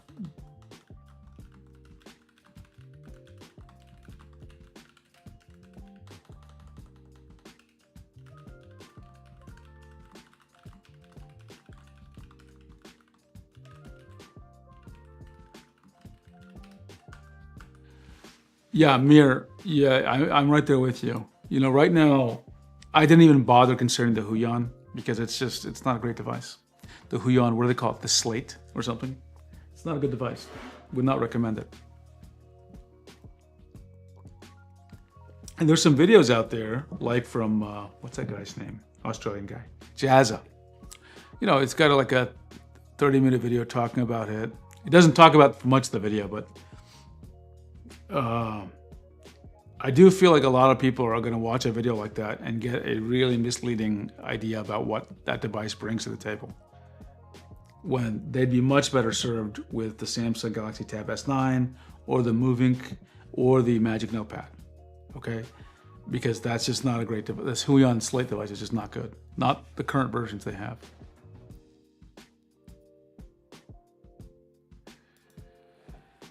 Is there an explanation for why the $450 Android and iPad devices have better pen latency than $3,000 pen displays? Is it not possible on a pen display? Well, there's a couple of reasons. Number one, when we're talking about a pen display like the Cintiq, this is such a fascinating question. When we're talking like a pen display with the Cintiq, we have to remember that they are external devices that have to work with a random set of computers, okay? And they have to work with macOS and Windows. And macOS for sure, and even to some extent Windows, they have a lot of history, and many software layers are involved. So it wouldn't surprise me that the layers of software involved to handle tablets or pointing devices is not heavily optimized, okay? So that's going on. Now, with an Android device, and especially with an iPad, it is at least plausible to say, since the hardware and the operating system and the drivers and all that are very restricted, and you can't just randomly install things, that there might be tighter integration that causes, just lower latency, just for that reason alone, okay? I can't promise that there is, but at least we could suspect that. Now, one evidence of that is Apple does, we believe, they do position prediction and maybe even pressure prediction, okay? Which is kind of cheating in a way, but it gives you a better feeling. Oh, hey, Konto, good to see you. Voyach, you saw that video? Yeah, I was really disappointed with the video. I mean, seems like a nice guy, but the video is mostly just like a lifestyle vlog. And if that was your only introduction to the Canvas Slate, you'd be thinking it totally works.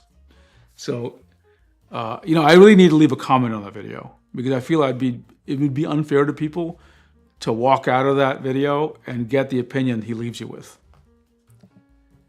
I'll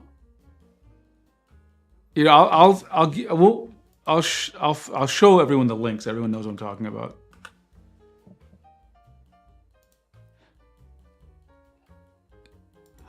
Do we want homeowners insurance? Is that what we want today? I don't know why they picked that. Jazza. This guy. Why is this playing? Okay. Now you're not going to hear the audio, right? But let's find it. He does a lot of videos, so let's see if we can find it. Latest. Yeah, look at this title. Will artists like this tablet better than the iPad Pro? No. Oh, you can't see it. I'm so stupid. Okay, will artists like this tablet better than the iPad Pro? The answer is no, you will not. They will not. I guarantee you that, okay? And let me just go ahead and paste the link in the chat mirror for you.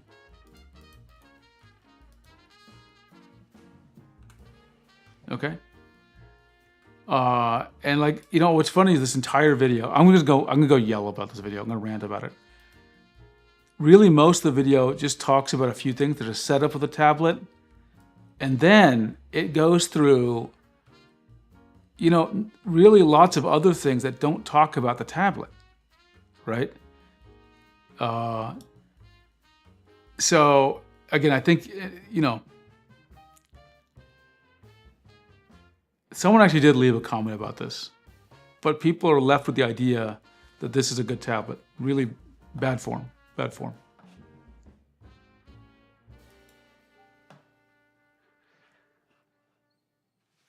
And I don't know if it was a sponsored video or not. It doesn't matter. The point is, people are going to get the wrong impression. Okay. Where were we?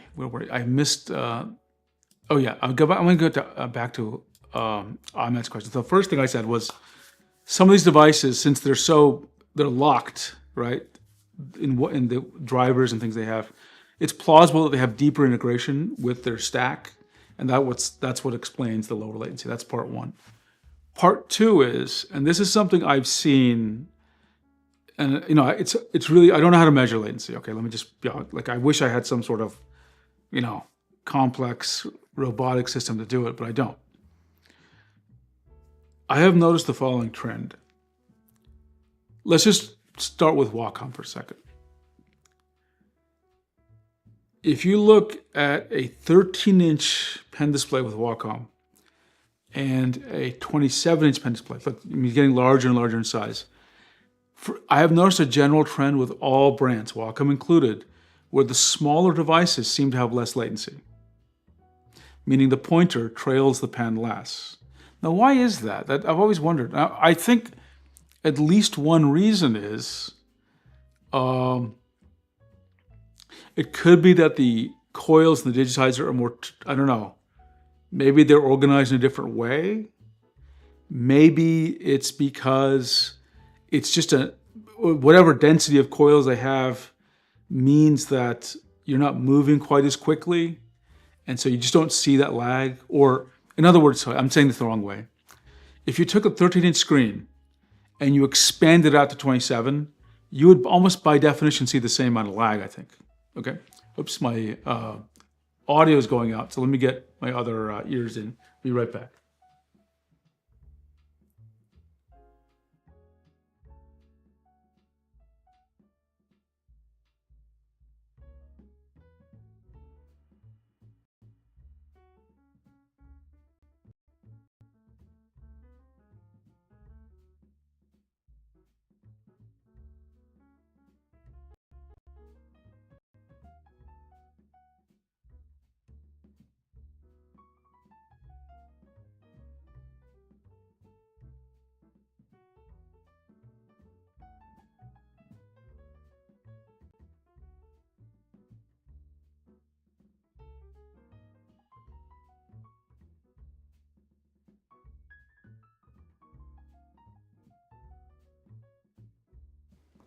Okay, I'm back. So it's for these reasons. I really suspect that the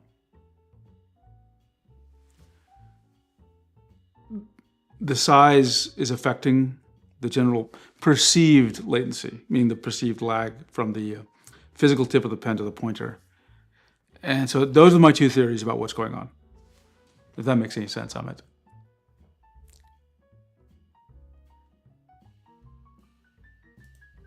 Kanto says, I think 99% of Slate videos are sponsored because they're all weirdly offensive. Oh, I didn't know that. I don't know that. It wouldn't surprise me, though. It would not surprise me.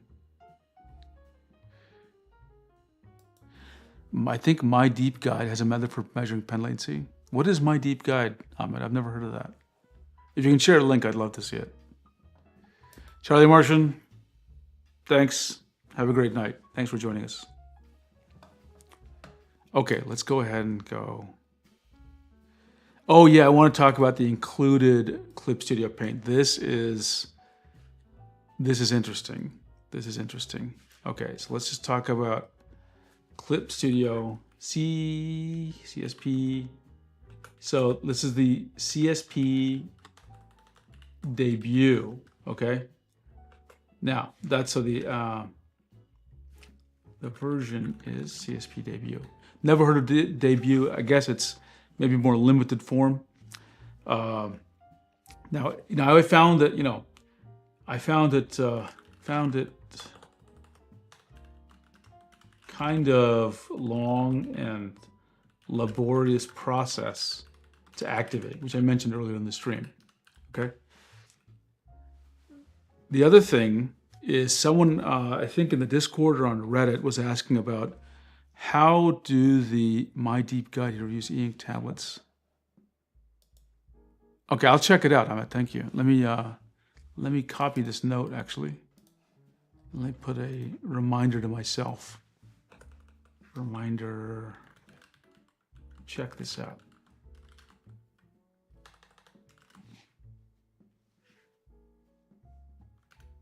Okay. So yeah, CSP, it's a special debut version. And someone asked, they said they couldn't save with debut. Someone mentioned they could not save to their Google Drive or OneDrive. And I thought that was very curious because I've had an iPad with Clip Studio Paint and I've saved to Google Drive and OneDrive, right? And you know what I think? The Debut actually has fewer features. Then I'm going to test this out right now, literally. I can test on the Samsung Galaxy tablet. The point is, at least on the iPad, I remember that Clip Studio Paint. Oh, darn it. It cut off my audio again. Let me, okay. Oops, not that. Turn off Bluetooth.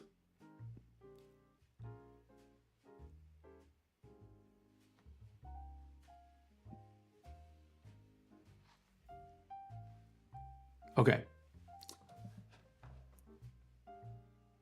Mir says, I have a hot take. CSP gives the pen more lag. I've watched Hide's Canvas Pro 19 video and gosh, the pen lag was not. I'd have to know which brush they were using and what the settings were, Mir. Amir, can you link it to that video in the chat? I might have already seen it, but if you can share the link, then I'd know for sure. Void Outs, hey, thanks for joining us. You have a great night too.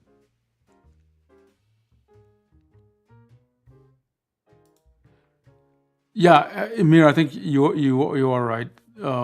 CSP does tend to lag more, but I tend to notice that with larger brushes. Okay, what am I doing here? I want to find Clip Studio Paint.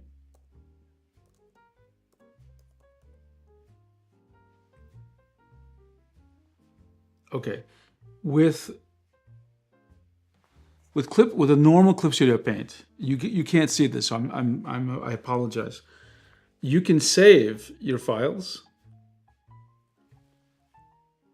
to different locations, right? Actually, let me get my Samsung because this is just not activated correctly. Back a second.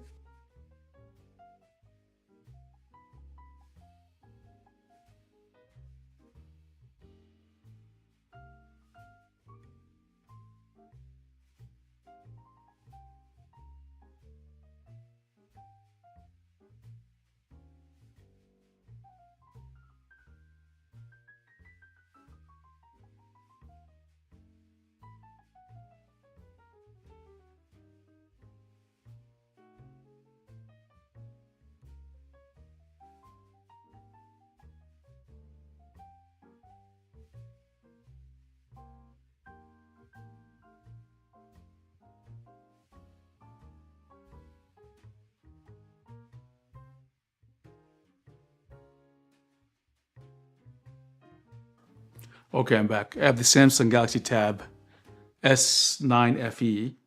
Good tablet, by the way, good tablet. But if you want a drawing experience, thank you, Mir. Thank you, Mir. I see it now in the Discord. Okay, this is starting up. Let me put some power into it since it looks like it might be getting low. Let's see. So I'm pretty sure I have Clip activated here from some years ago.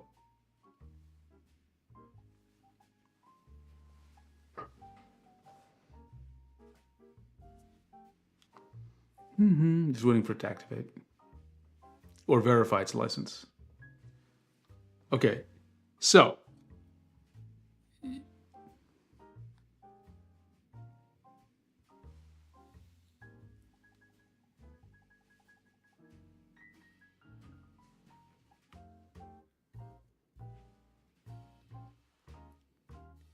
well, I think the lesson is I need to compare Clip Studio Debut to Clip Studio Pro to see if there are any features missing. Because I'm seeing the same issue here. I'm having trouble saving on Android devices to Google Drive or OneDrive, which is irritating because that's how I share stuff. Now, I think on the iPad, I was able to do this before. Unfortunately, I got to just research this again. This is how I share things, and I certainly that's how I was sharing it. So the fact that I'm having trouble doing it with Clip Studio Paint is, I could have sworn it worked. Let me try it one more time.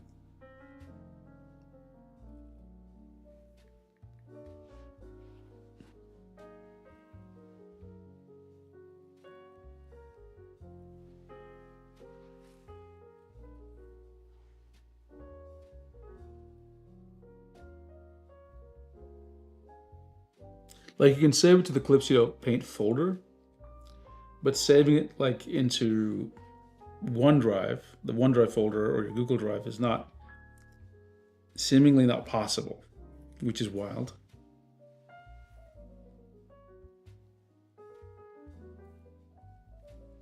I'm looking again. Android. Yeah, I'm just going to do more research on this. I thought it was specific to the Moving Pads version of Clip Studio, but looks like it isn't. Rayuk, hi. Thanks for joining us. Thanks for joining us. And let me continue to see if there's anything else. Okay, yeah, this was an important one. Some of you saw me struggle with this. I come from using the Samsung Galaxy Tab S9 series for a couple of years now. And the Magic drawing pad is very similar in how the UI just is configured. With the Moving Pad, Wacom has customized it. That's part one. It's added some things. Like for example, if I show you my overhead view, it's added this. Even I get confused a little bit. Okay, forget that. Okay, I can't seem to do it. You see that little bar? So this seems to be a Wacom specific thing. Oops, this little bar here. And this is like the entire way the UI works is kind of different from the way, if I zoom out, from the way my Samsung Galaxy Tab works. Now notice I didn't say wrong or incorrect or anything, but when you start these up and you swipe, different things happen, okay? Like this does a certain set of things, right?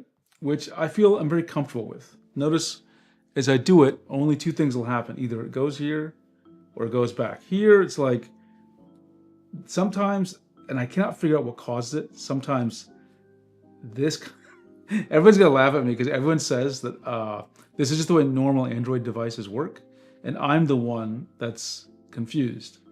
And I totally get it. All I'm gonna say is, if you come from a Samsung device, you may find it a bit odd to switch to the Moving Pad's behavior. Can you change it? I don't know, but keep that in mind. And that's actually one of the reasons why, for the Moving Pad, I just started treating this like a drawing device and not like a normal tablet. So, for example, on this tablet, I open up Discord and I chat with my Discord crew.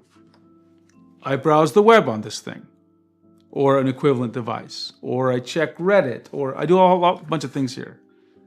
I don't do that with the Moving. Partly it's because this UI is a bit weird for me. Partly it's because I just want to use this as a drawing device. Okay, so I just want you to keep that in mind. I don't think everyone will feel that way. I think some of you will want to get this, and you'll want to you'll just want to do everything with it, right? But I think you should kind of give it a chance as just a sketching drawing device, and not I'm just gonna use this like I would any other Android tablet, even though you could, okay? Let's see, Ahmed says, I second CSP giving more lag. My XP Pen 24 Gen 2 is lagging 2 or 3 inches when making large sweeping lines. Ahmed, are you using like a really big brush? Because even that seems excessive. That seems excessive. Maybe you're using an airbrush or a very large brush or something. Like if you're using like the standard G Pen with no smoothing, do you still get that same 2 or 3 inches? Because I'm curious. I'm very curious.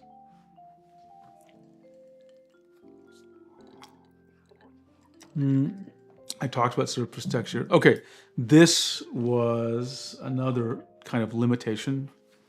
So it's the biometric sensors, okay? So let me copy this and add it in my notes. Biometrics, right?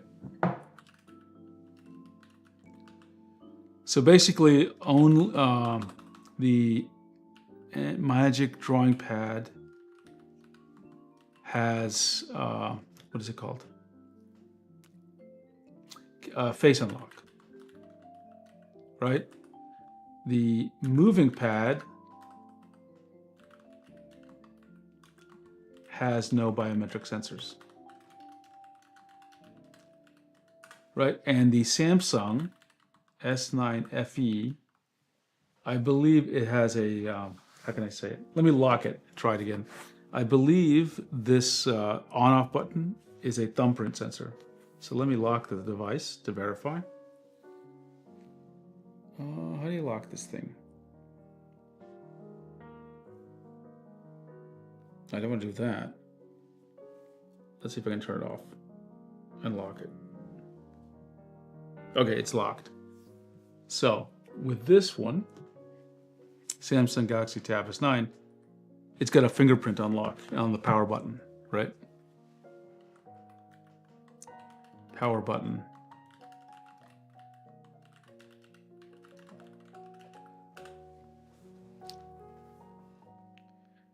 Yeah, 2 to 3 inches is, to me, that's not a CSP thing. I mean, it's not a default CSP behavior. It's mostly, you'd see that for smoothing or really big brushes.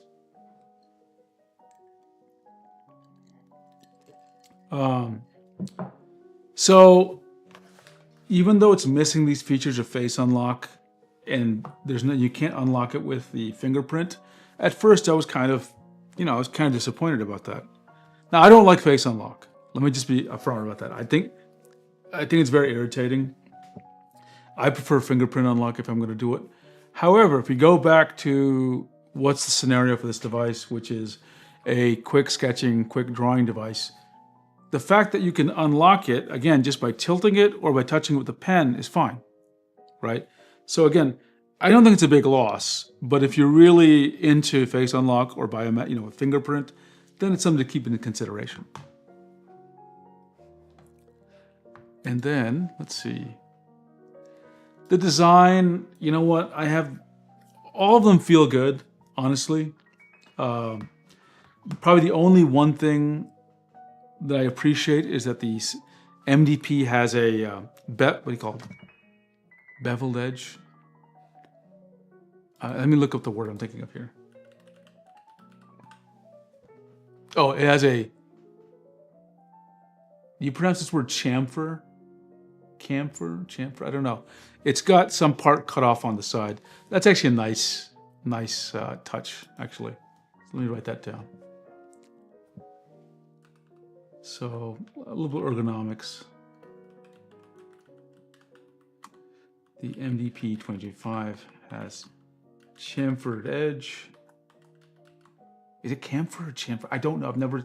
I've literally never heard anyone say the word. Chamfered edge, which makes it nicer to hold. Okay. MDP also 2025 is largest of the three.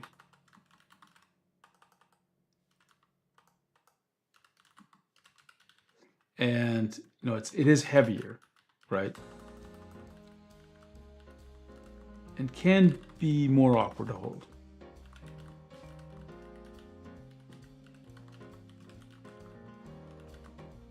So, for example, I'm one for champagne, chamfer, wow, I would never have guessed that. Chamfer? Okay, today I learned something.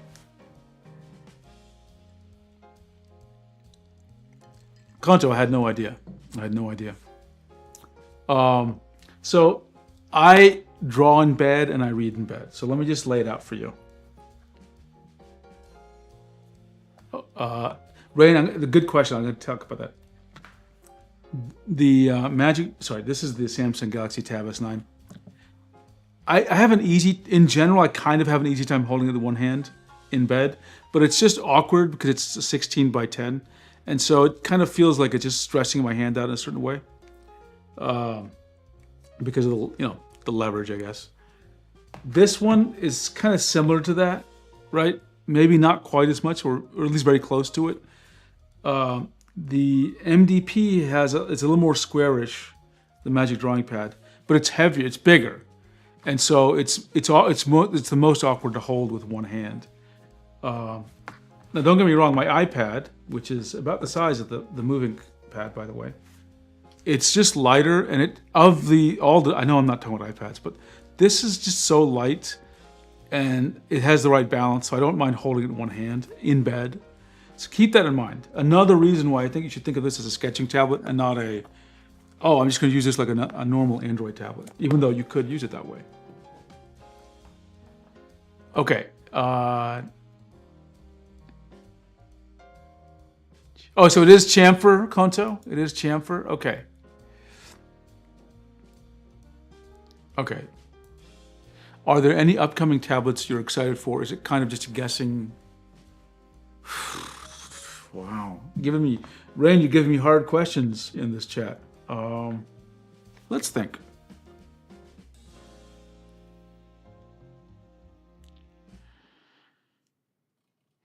I don't know of any tablets that are coming.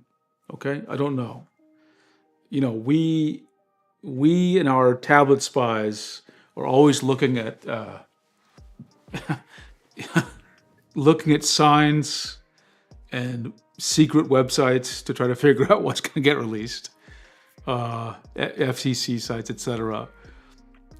Now, we haven't found anything coming up on the horizon, and we haven't heard anyone mention anything. So sometimes, for example, Tablet Kitten, she might go to some place where a certain company might be, and they might mention, something's coming. And so she'll get a little extra inside information, or because she's very familiar with the Chinese market, she'll know a little bit earlier than the rest of us. So no reports from that direction. On top of that, we just have no data. Now, I am fully expecting Huion is going to, not because they told me, not because I have any data, but I feel like they have got to update their product line to use Pentec 4.0. And so their Canvas Pro line right now, except for 19 and 27, the 16-inch, they're all old, and they don't have Pentec 4.0. And I feel like they've got to get their act in gear. And so it wouldn't surprise me by the end of the year, they're going to release tablets. So I am looking forward to that because I'm guessing. Remember, notice that I'm saying I'm guessing. I have no data that they're going to do it. I'm just guessing that they will. That's what I'm looking forward to. Because I think, as I've mentioned many times before, Huion's Pentec 4.0 is a winner. We're getting, almost Wacom quality pen behavior for pressure. And they've improved their anti-glare sparkle process, so there's much less of that now. And I'm liking their designs. I would love to say I'm expecting more XP Pen tablets, but I'm not, because they've just had a big run of updating their tablets to the X3 Pro series, right? But yeah, I'm expecting, especially for these Pentec 4.0 PW600 tablets, I want, and Mir just mentioned it, I want screenless tablets, right? Right now we have the Huion Giano, the Inspiroi 2 series, etc., etc. You get the PW600 in that game for pen tablets, and I think you've got a brand new competition going on, because it's such a good tech, right? And I think Huion should be very proud of that. So yeah, that's what I want. I love large tablets. I want a Giano large tablet, but with PW600 pen, honestly. Let's see, Kanto says, I pretty much decided to switch to the iPad. I need the screen and can't handle AG Sparkle. A fantastic question, Kanto. Does the nano texture option on the top end iPad Pro also have the sparkle? I don't know. I've been afraid of trying the nano texture on iPads. Maybe the next time I get an iPad, I will do it.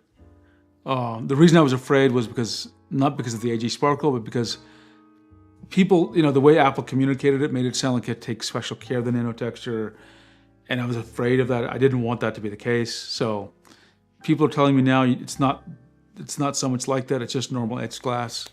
So yeah, the next time I get an iPad, I'll ask for nano texture. I'm very curious about it.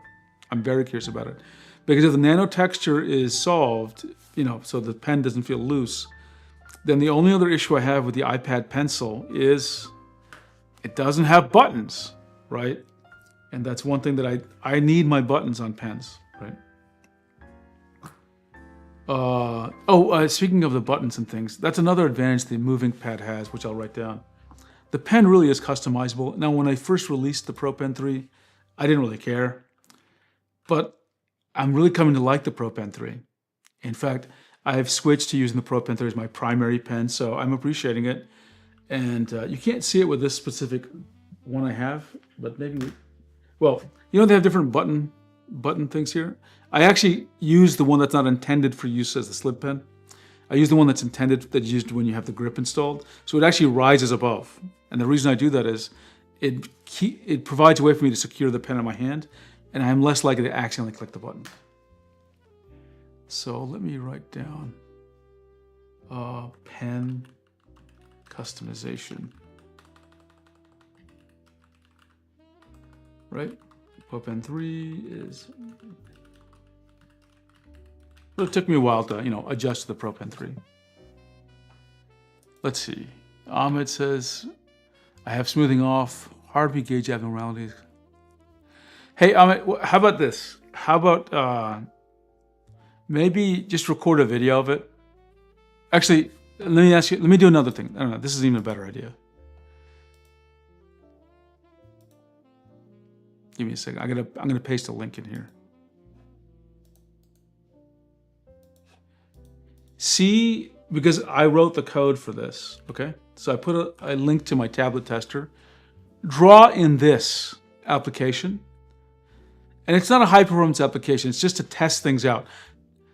See if the tablet tester has as much lag as what you see in CSP, right?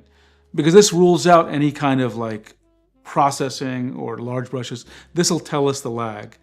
And if you're still seeing it, maybe can you record a video of it and, like share it on Google Drive or on YouTube or something, whenever you get a chance. Join our Discord, which I'll put the link into the chat, and you can share it there because I'd love to see it. And because you raise an interesting point, if it's your first pen display, then it's hard to know what's normal, right? And many people don't know whether things are... Kanto, you like the tester? I'm really improving it. It's getting better every week. In fact, I'm developing V2 of it, which doesn't really add more features, but it's being rewritten using TypeScript instead of JavaScript. And I just want to learn more to web development. And I'm using Vue.js and TypeScript and a Java runtime called Dino.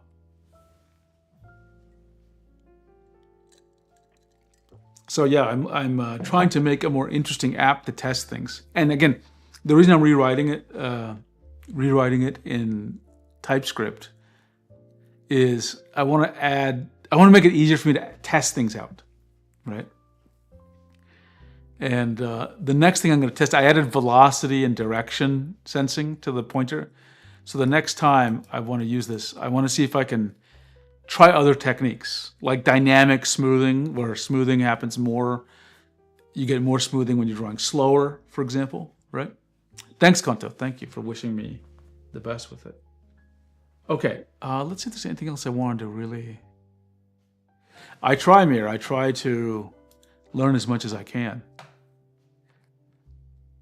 Let's see, anything else? Okay, there's no expandable SD card in the Move Ink. I think the Magic Drawing Pad may have one, but I had to double check on that.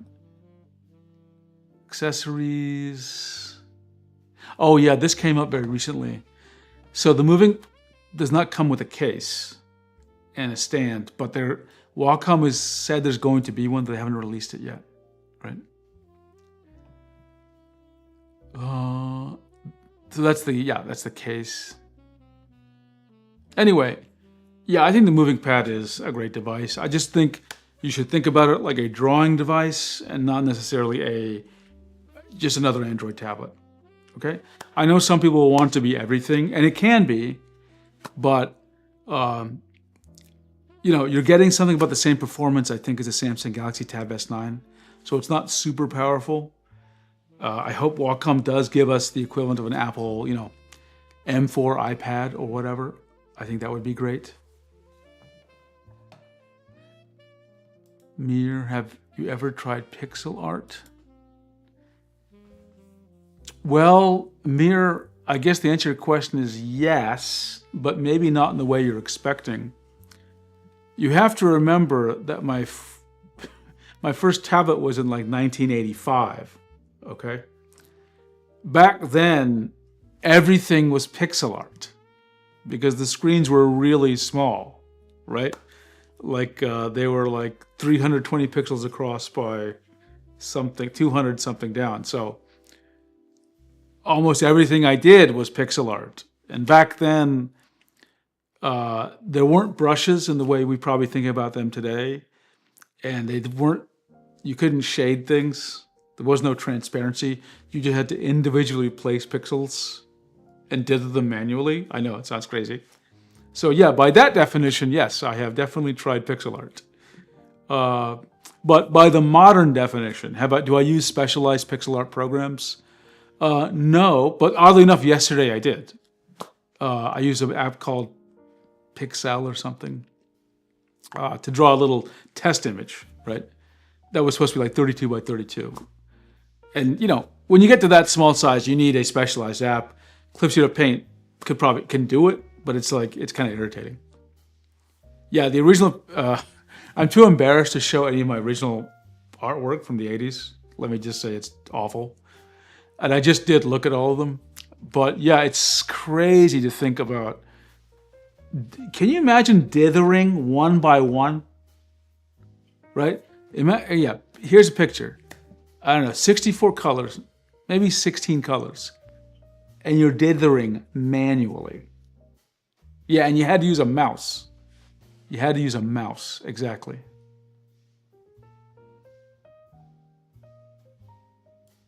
Mir, yeah, happy to try. Share the link, please. Thank you, thank you. I actually, in my website, I actually updated the pixel art list. Let me just show it so everyone can see what I'm talking about. Apps. I have a list of all apps, and I actually created a special section for pixel art, sprites and pixel art. The one I tried last night was Piskel, not Pixel, Piskel, this thing, right? So I had to make a 32 by 32 test image, and so I needed this. Libre Sprite. Let's just open it up, Mir. Let's just open it up. Libre Sprite.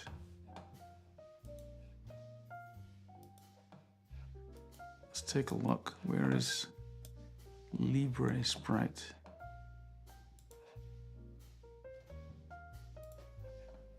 Visit sites. Okay.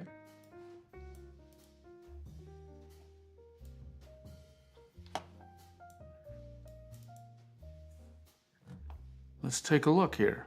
Let's experiment.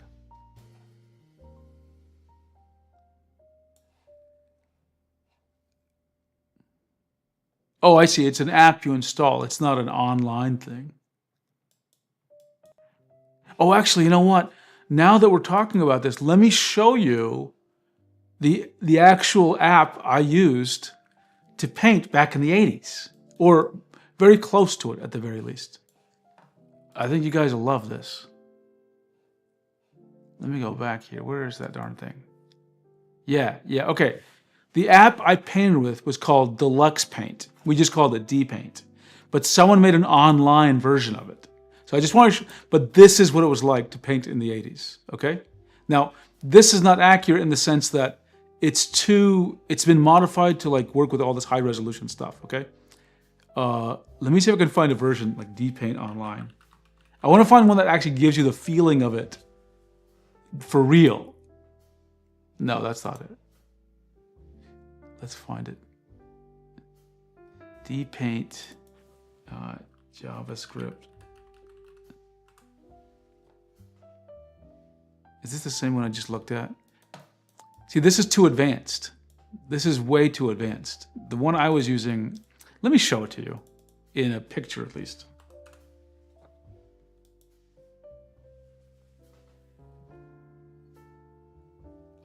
because this UI this guy built is too advanced. Okay, this is pretty close. Here it is. Look at this. This is what it was like to paint with Dpaint. Okay? This is what it was like. Look how many colors you had back then. Was it 1, 2, 3, 4, 5, 6, 16 colors. Okay? I drew this way. I drew a lot this way. Let's see. Jeffo says, I don't have any of my artwork from when I was a kid in the 1980s. Jeffo, I kind of wish I didn't have that artwork because I'm so embarrassed by it. It's so awful. I mean, I don't think I'm a great artist now, but like that, it truly, not only was it bad, what I drew was so cringy, just cringe. So I'll never share that. Yeah, this was I mean, we didn't know any better, but with a mouse, this is how we had to draw, right? It was crazy. Let's see. Rain says, it's kind of interesting how there was great art made on those older Cintiqs that nowadays would be considered really bad. Yeah, exactly. That's exactly right. This is why I just really think we overthink specs on tablets and pressure levels and things. Great art was being made when I had tablets that had 256 levels of pressure, okay?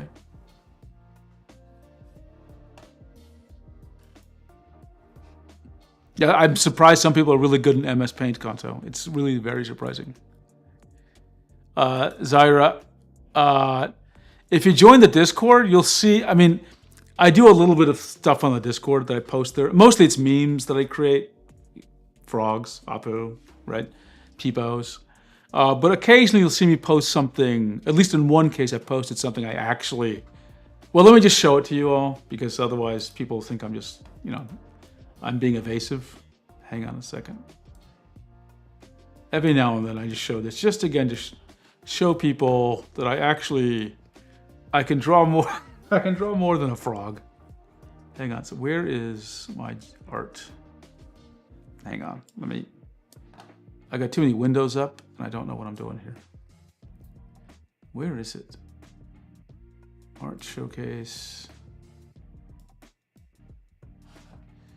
And I think if I search somewhere here, 7. Yeah, okay, here we go. Whoops, where the hell did that go?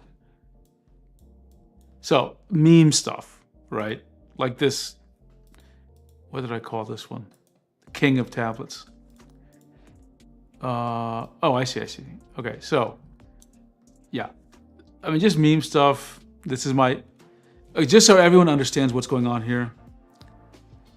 For those of you who ever watched the show King of the Hill, the theme of this drawing is pro pen and pro pen accessories. Pro pen and pro pen accessories. Okay. If you know King of the Hill, you'll get the joke. Okay, here's something, I found a photo of something. I didn't trace this or anything. And I just love the look of it so much, I had to try to replicate it. So I can draw more normally. How's that? Right? But I don't often do that. Sometimes I just want to paint, do little goofy things. Right? And so I do little peepos riding a goose with a drawing tablet. Right? That kind of thing. So nothing special. Right? Let's see. Oh my gosh, Jaffa, you bring back such memories. Dot matrix printers, yeah, I remember those. Those are wild. That's ancient.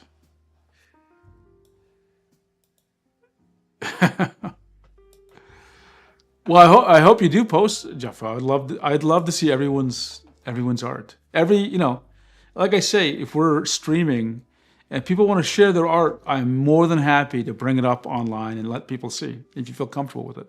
I have no problem with that whatsoever, right? Let's see if there's anything else I want to talk about with this Wacom. Let me get back to the moving pad.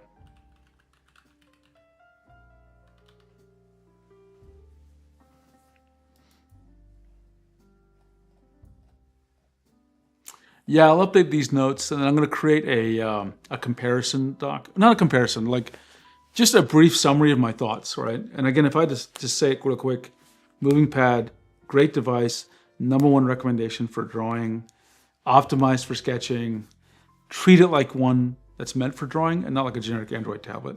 I think I'll be happy. If you're not really wanting that and you just want a generic Android tablet, if tilt's not a problem for you, I love the Magic Drawing Pad.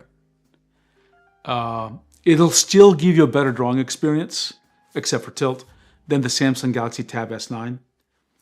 But on the other hand, the Samsung Galaxy Tab S9 is kind of like a standard Android tablet. Like, it's been supported by Samsung for a long time. It's very good. It gives you a decent, good drawing experience. But is it the best drawing experience? No. Is it super powerful? No. Decent tablet. Best all-around tablet, I would say.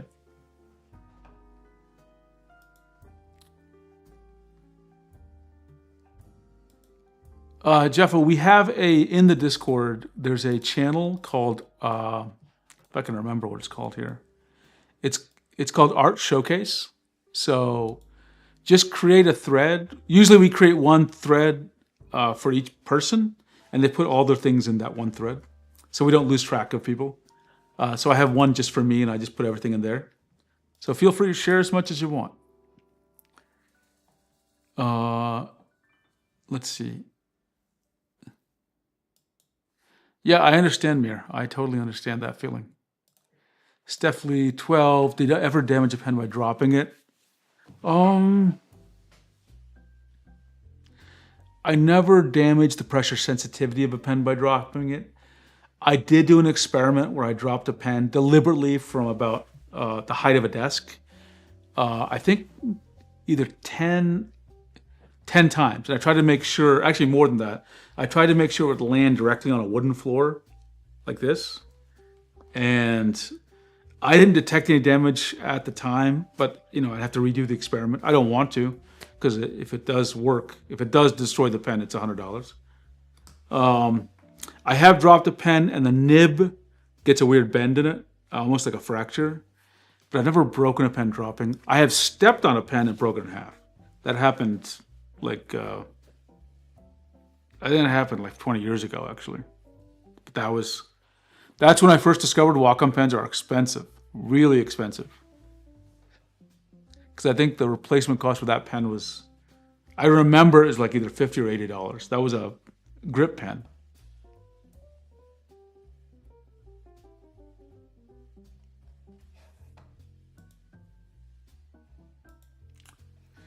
So, okay. I think I've gone through that topic. I just want to share with you maybe a few things about some content I have planned. I'm working on a video to just give, my video idea here is probably one means priority one. I want to do a video which is like 10 minutes to teach you everything you need to know about pressure. It's really difficult because I have to talk really fast and there's a lot of content, but I am working on this one. I'm also working on another video about how to use video over USB-C. Pretty complicated topic for pen displays. And then another topic that comes up a lot, so I'm trying to get these done over the next 2 or 3 weeks, is should you get a screen protector? Which comes up a whole lot, and I just never really have written up a good response. So I'll make a video on that. Some other topics as well, but these are the 3 I'm working on right now. Let's see, Kanto has... I actually damaged my very first pen on like the 3rd day after getting it. What did you do, Kanto? Did you dropped it? It's not, it's so tragic. It's so many people come on the Wacom or whichever drawing tablet subreddit and say they dropped their pen, and I just like, oh. Or like they come with a problem and they go, oh, nothing happened except I dropped the pen. I'm like, that's what happened. You dropped the pen.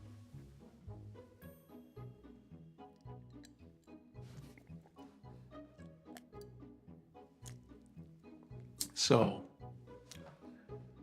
Jaffa, you've not dropped any? Good, keep it that way. Keep it that way. I have a strange feeling the Apple Pencils might be more resilient than Wacom pens. I'm not sure.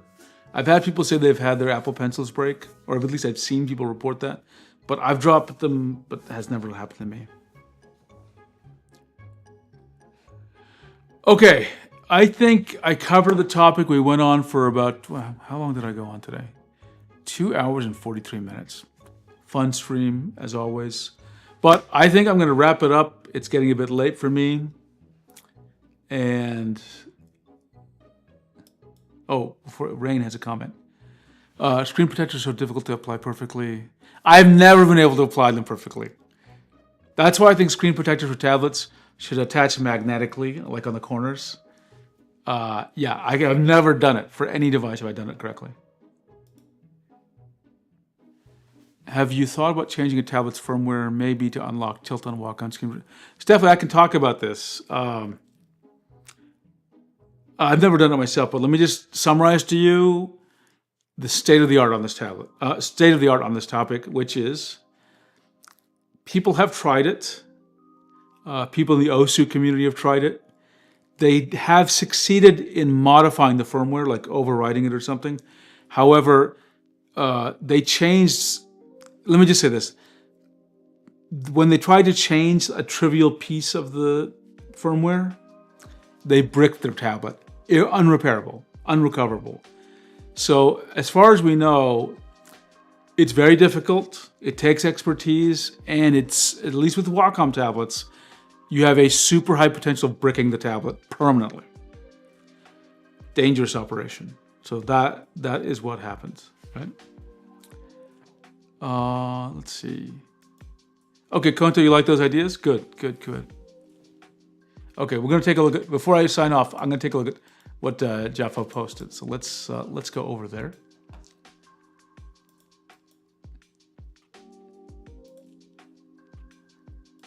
Hey, I like it. Oh, I see the big version. Okay, let's take a look. Wow, you are talented.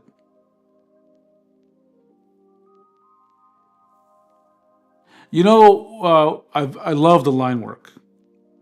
I love the line work. Let me just tell you right now. Mir, thank you so much. Thanks for joining us, Mir. This is fantastic. I love the line work. I don't know. I'm supposing you know what I'm about to say, Jaffa, but this reminds me of Albrecht Dürer. I hope I'm pronouncing that correctly. Right? Especially down here where I see a lot of the lines here. And of course this horse. I love everything about it. Even just like the way the hands are arranged have that feeling for me. So if everyone doesn't know who I'm talking about, let me just make sure you see, because not everyone knows. Is it traditional, Jaffa? Albrecht Dürer. Everyone has seen his work. So this is a good example of his work, right? Actually, that's a little bit weird example. Let me find another one. He made this kind of stuff, right? Can you see why, Jaffa, why I see some similarity? Right? It's just so good what you did. It's just so good. Let me find another one. He's got to be... Oh, this is not the one I'm thinking of.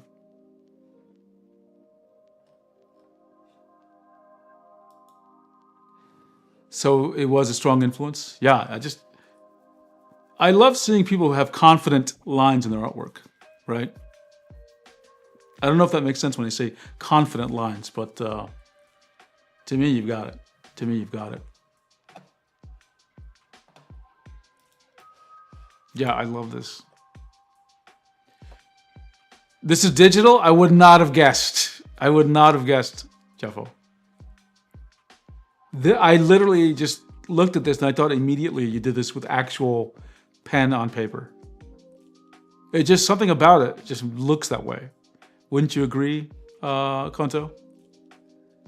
I think you had a very... Oh, I forgot to zoom in. Yeah, I would never have guessed digital, ever.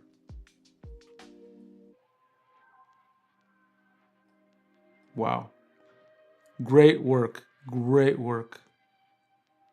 Oh, you studied printmaking. Ah, and that bleeds into this. Okay. I can see it. I can see it.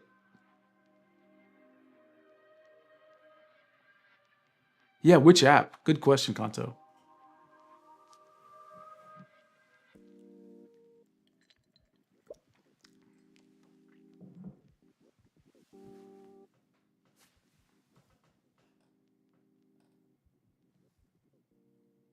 Yeah, Zaire, the texture does look amazing.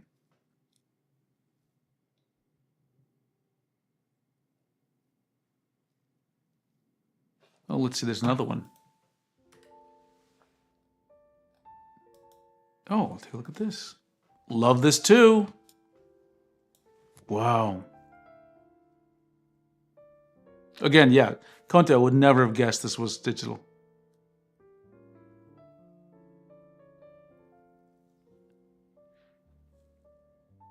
It just,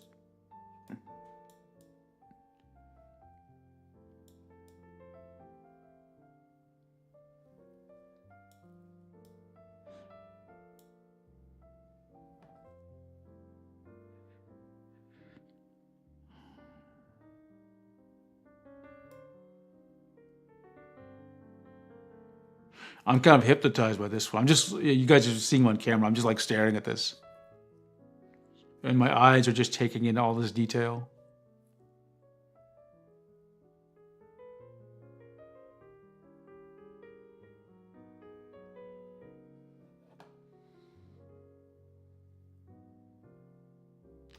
Well, Yaffa, just share as much as you can. This is great stuff. This is great stuff.